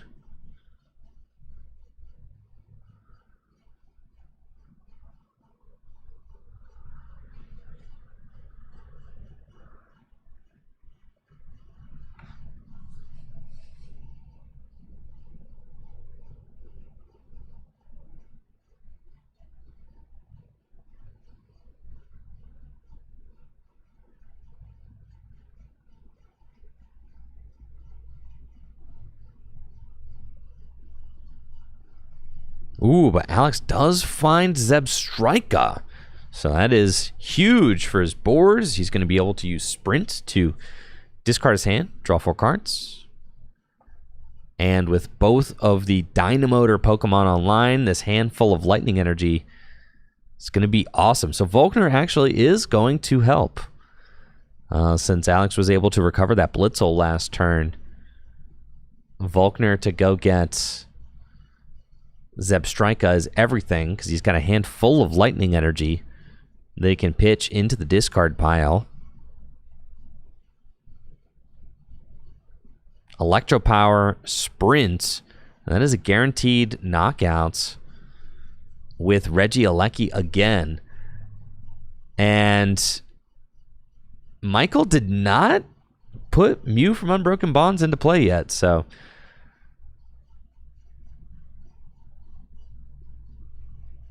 Alex is going to have an opportunity to hit the bench with Reggie Alecki once again.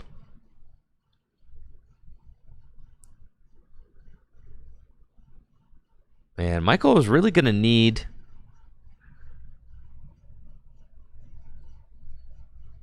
a good response to this. I mean, something substantial, like knockout while also playing Hex Maniac or something like that.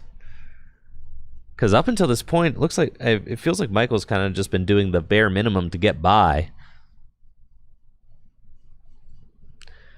Articuno would be huge if Michael could knock out Alex's benched Electabuzz with Articuno. That would be a good play. And there's Mew from Unbroken Bond showing up. And Michael will gladly bench that. However, things get dicey if Alex can find his Silent Lab. Refinement will discard Articuno. And now Michael's got Energy Retrieval, which makes discarding the Articuno feel really bad, actually. like really bad. Because Energy Retrieval plus Articuno, and it's 120 damage to the bench, would have felt pretty good. Energy Retrieval is going to get 2 Psychic Energy back from the discard, and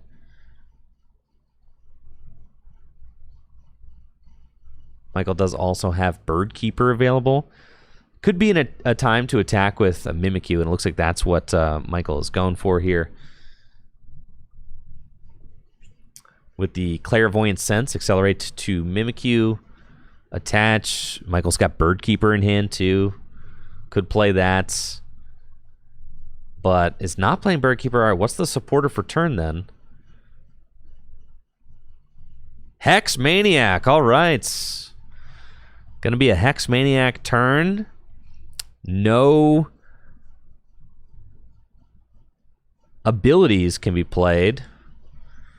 And then Mimikyu will also place 4 damage counters on 2 of Alex's bench Pokemon. Now, the Mimikyu's only got 30 hit points remaining, so could be an easy knockout for Alex even without abilities. A lot of Pokemon can knock out Mimikyu. I mean, you've got Zapdos. It does prevent like a really big attack from Alex, I would say, though.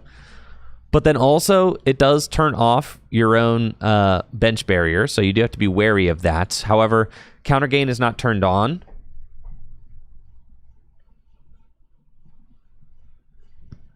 So, I think it does make sense. Probably just a Zapdos poke this turn. But Michael's got to be really wary as his board is looking a little worse for the wear. However, he does have Versus Seeker in hand again, so we could see a back-to-back Hex Maniac turn from Michael, which could be what he needs to get back in this game, unless Alex is going for the Iono play. It looks like that is what Alex is doing. Iono. Michael had kind of the perfect hand there. But it's all going away. Both players get set to 3 cards. No abilities can be used. But Alex does find Electivire.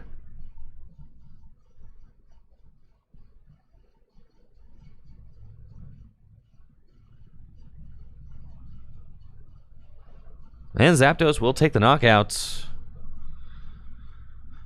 Setting Alex to just 2 prizes remaining. Michael can use Battle Compressor to reorganize the deck, thin some cards out of the deck.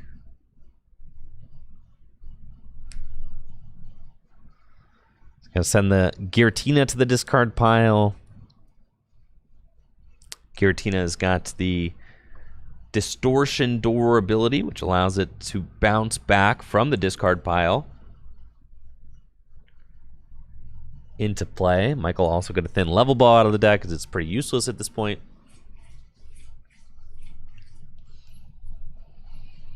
Michael does have access to refinements.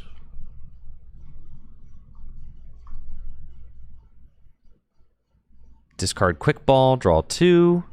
He's got Cynthia and Caitlin, and maybe a Marnie. Parallel City also. Parallel is going to hurt. Alex has to choose. I mean, yeah, having to get rid of one of the Dynamotor guys is like really tough. Yeah, this is This is a brutal parallel for sure. From Michael. Yeah, Tapu Koko's got to go, and then you probably have to discard like maybe the electric, right? Just doesn't feel great.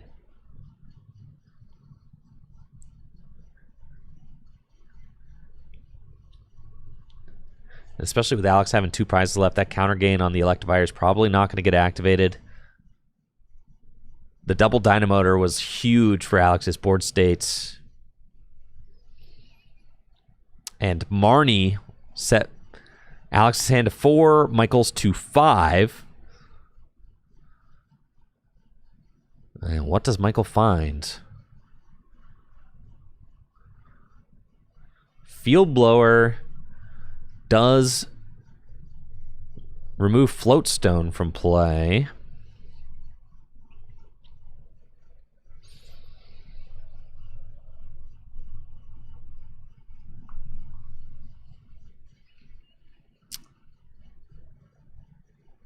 Michael does also have a Night Stretcher, but really not a lot else. So could get Night Stretcher and Clairvoyant Sense to draw 2 cards. Or Wobbuffet, yep, does just lock abilities. I like this also. Retreat into Wob, say I'll get it next turn. That's fine. And a pass. Oh, top deck Escape Rope is huge for Alex. That could be a game-winning top deck. You can tell how excited he was about that top deck of the rope. Perfect top deck to push the Wobbuffet out of the active spot. Gonna allow Zapdos to go for one more knockout as Latios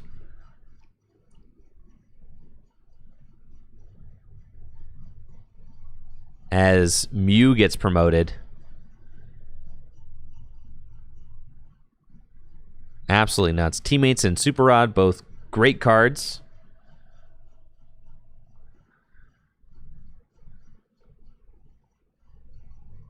And since that Wobbuffet got pushed out of the active spot, that will enable Michael, or that will enable Alex to use Zebstrika's sprint ability as well as Flaffy's Dynamotor.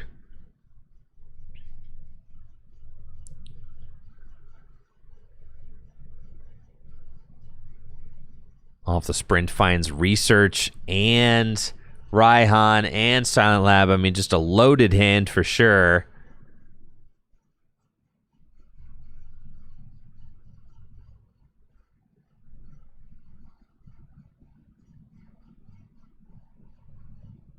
The Mew from Unbroken Bonds going down could make it so that Alex has no barrier to fight through in order to use Electivire to win the game next turn. All right, High Voltage Current can knock out Curlia. And Michael, with 3 prizes left, has a lot of work to do to win this game still. Alex going to Dynamotor to the Zapdos so that it can retreat next turn.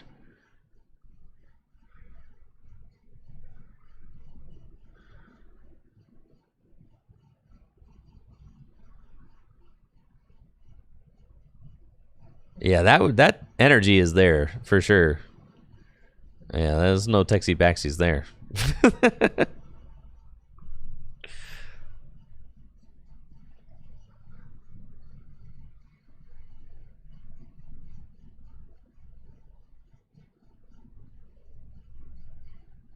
And Zapdos takes the knockout. Alex Carpenter 1 prize away from the week 1 win, a 5-rounder, 24 players.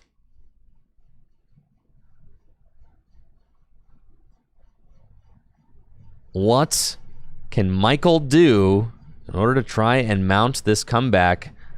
And Iono, none of it really matters because of Zebstrika's sprint.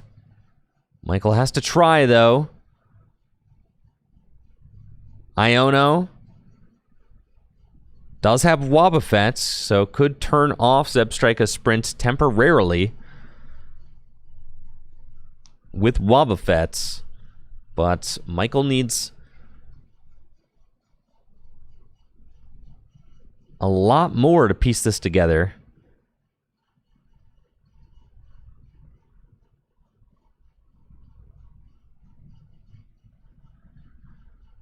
Evolution Incense can get delayed now. If it was in the deck, but apparently it is not. So Evolution Incense is failed. I really feel like Michael's not getting enough mileage out of the Xatu this game. It has felt like it has not provided nearly enough value. Michael just has to retreat into Wob and pass. And Guzma, Alex Carpenter, is your winner. I know, absolutely insane. None of you guys at Full Grip Games can stop this man, Alex Carpenter. He has won with his Lightning deck again. That is your match. Alex Carpenter, your week 1 winner at Full Grip Games, taking down Michael Zealy with Psychic in the finals. Ben Morse, one of the last people here watching the conclusion at 11 p.m. on a Thursday night. There we go. Right there. That's going to do it for our stream tonight, folks. Thank you so much for tuning in. Huge thanks to Full Grip Games for hosting. Make sure to check out fullgripgames.com for all the best Pokemon trading card game singles and sealed product. Shopping at Full Grip directly supports the content I create here on Tricky Gym. Also, Dragon Shield, dragonshield.com for all the best sleeves and accessories. You can use code TrickyGym at checkout on dragonshield.com for 5% off your order. Going to be streaming on Saturday, all day Saturday, starting at 11 Eastern. We've got that base Neo Retro tournament happening. We've already got over 20 players signed up. Should be an awesome time. Filled with some great games. Really looking forward to that. I'll be joined by Worlds finalist Chris Fulop, 2004 Worlds finalist Chris Fulop, to cast that event. Again, that is this Saturday, 11 p.m., 11 a.m. I got to get to bed. This Saturday, 11 a.m.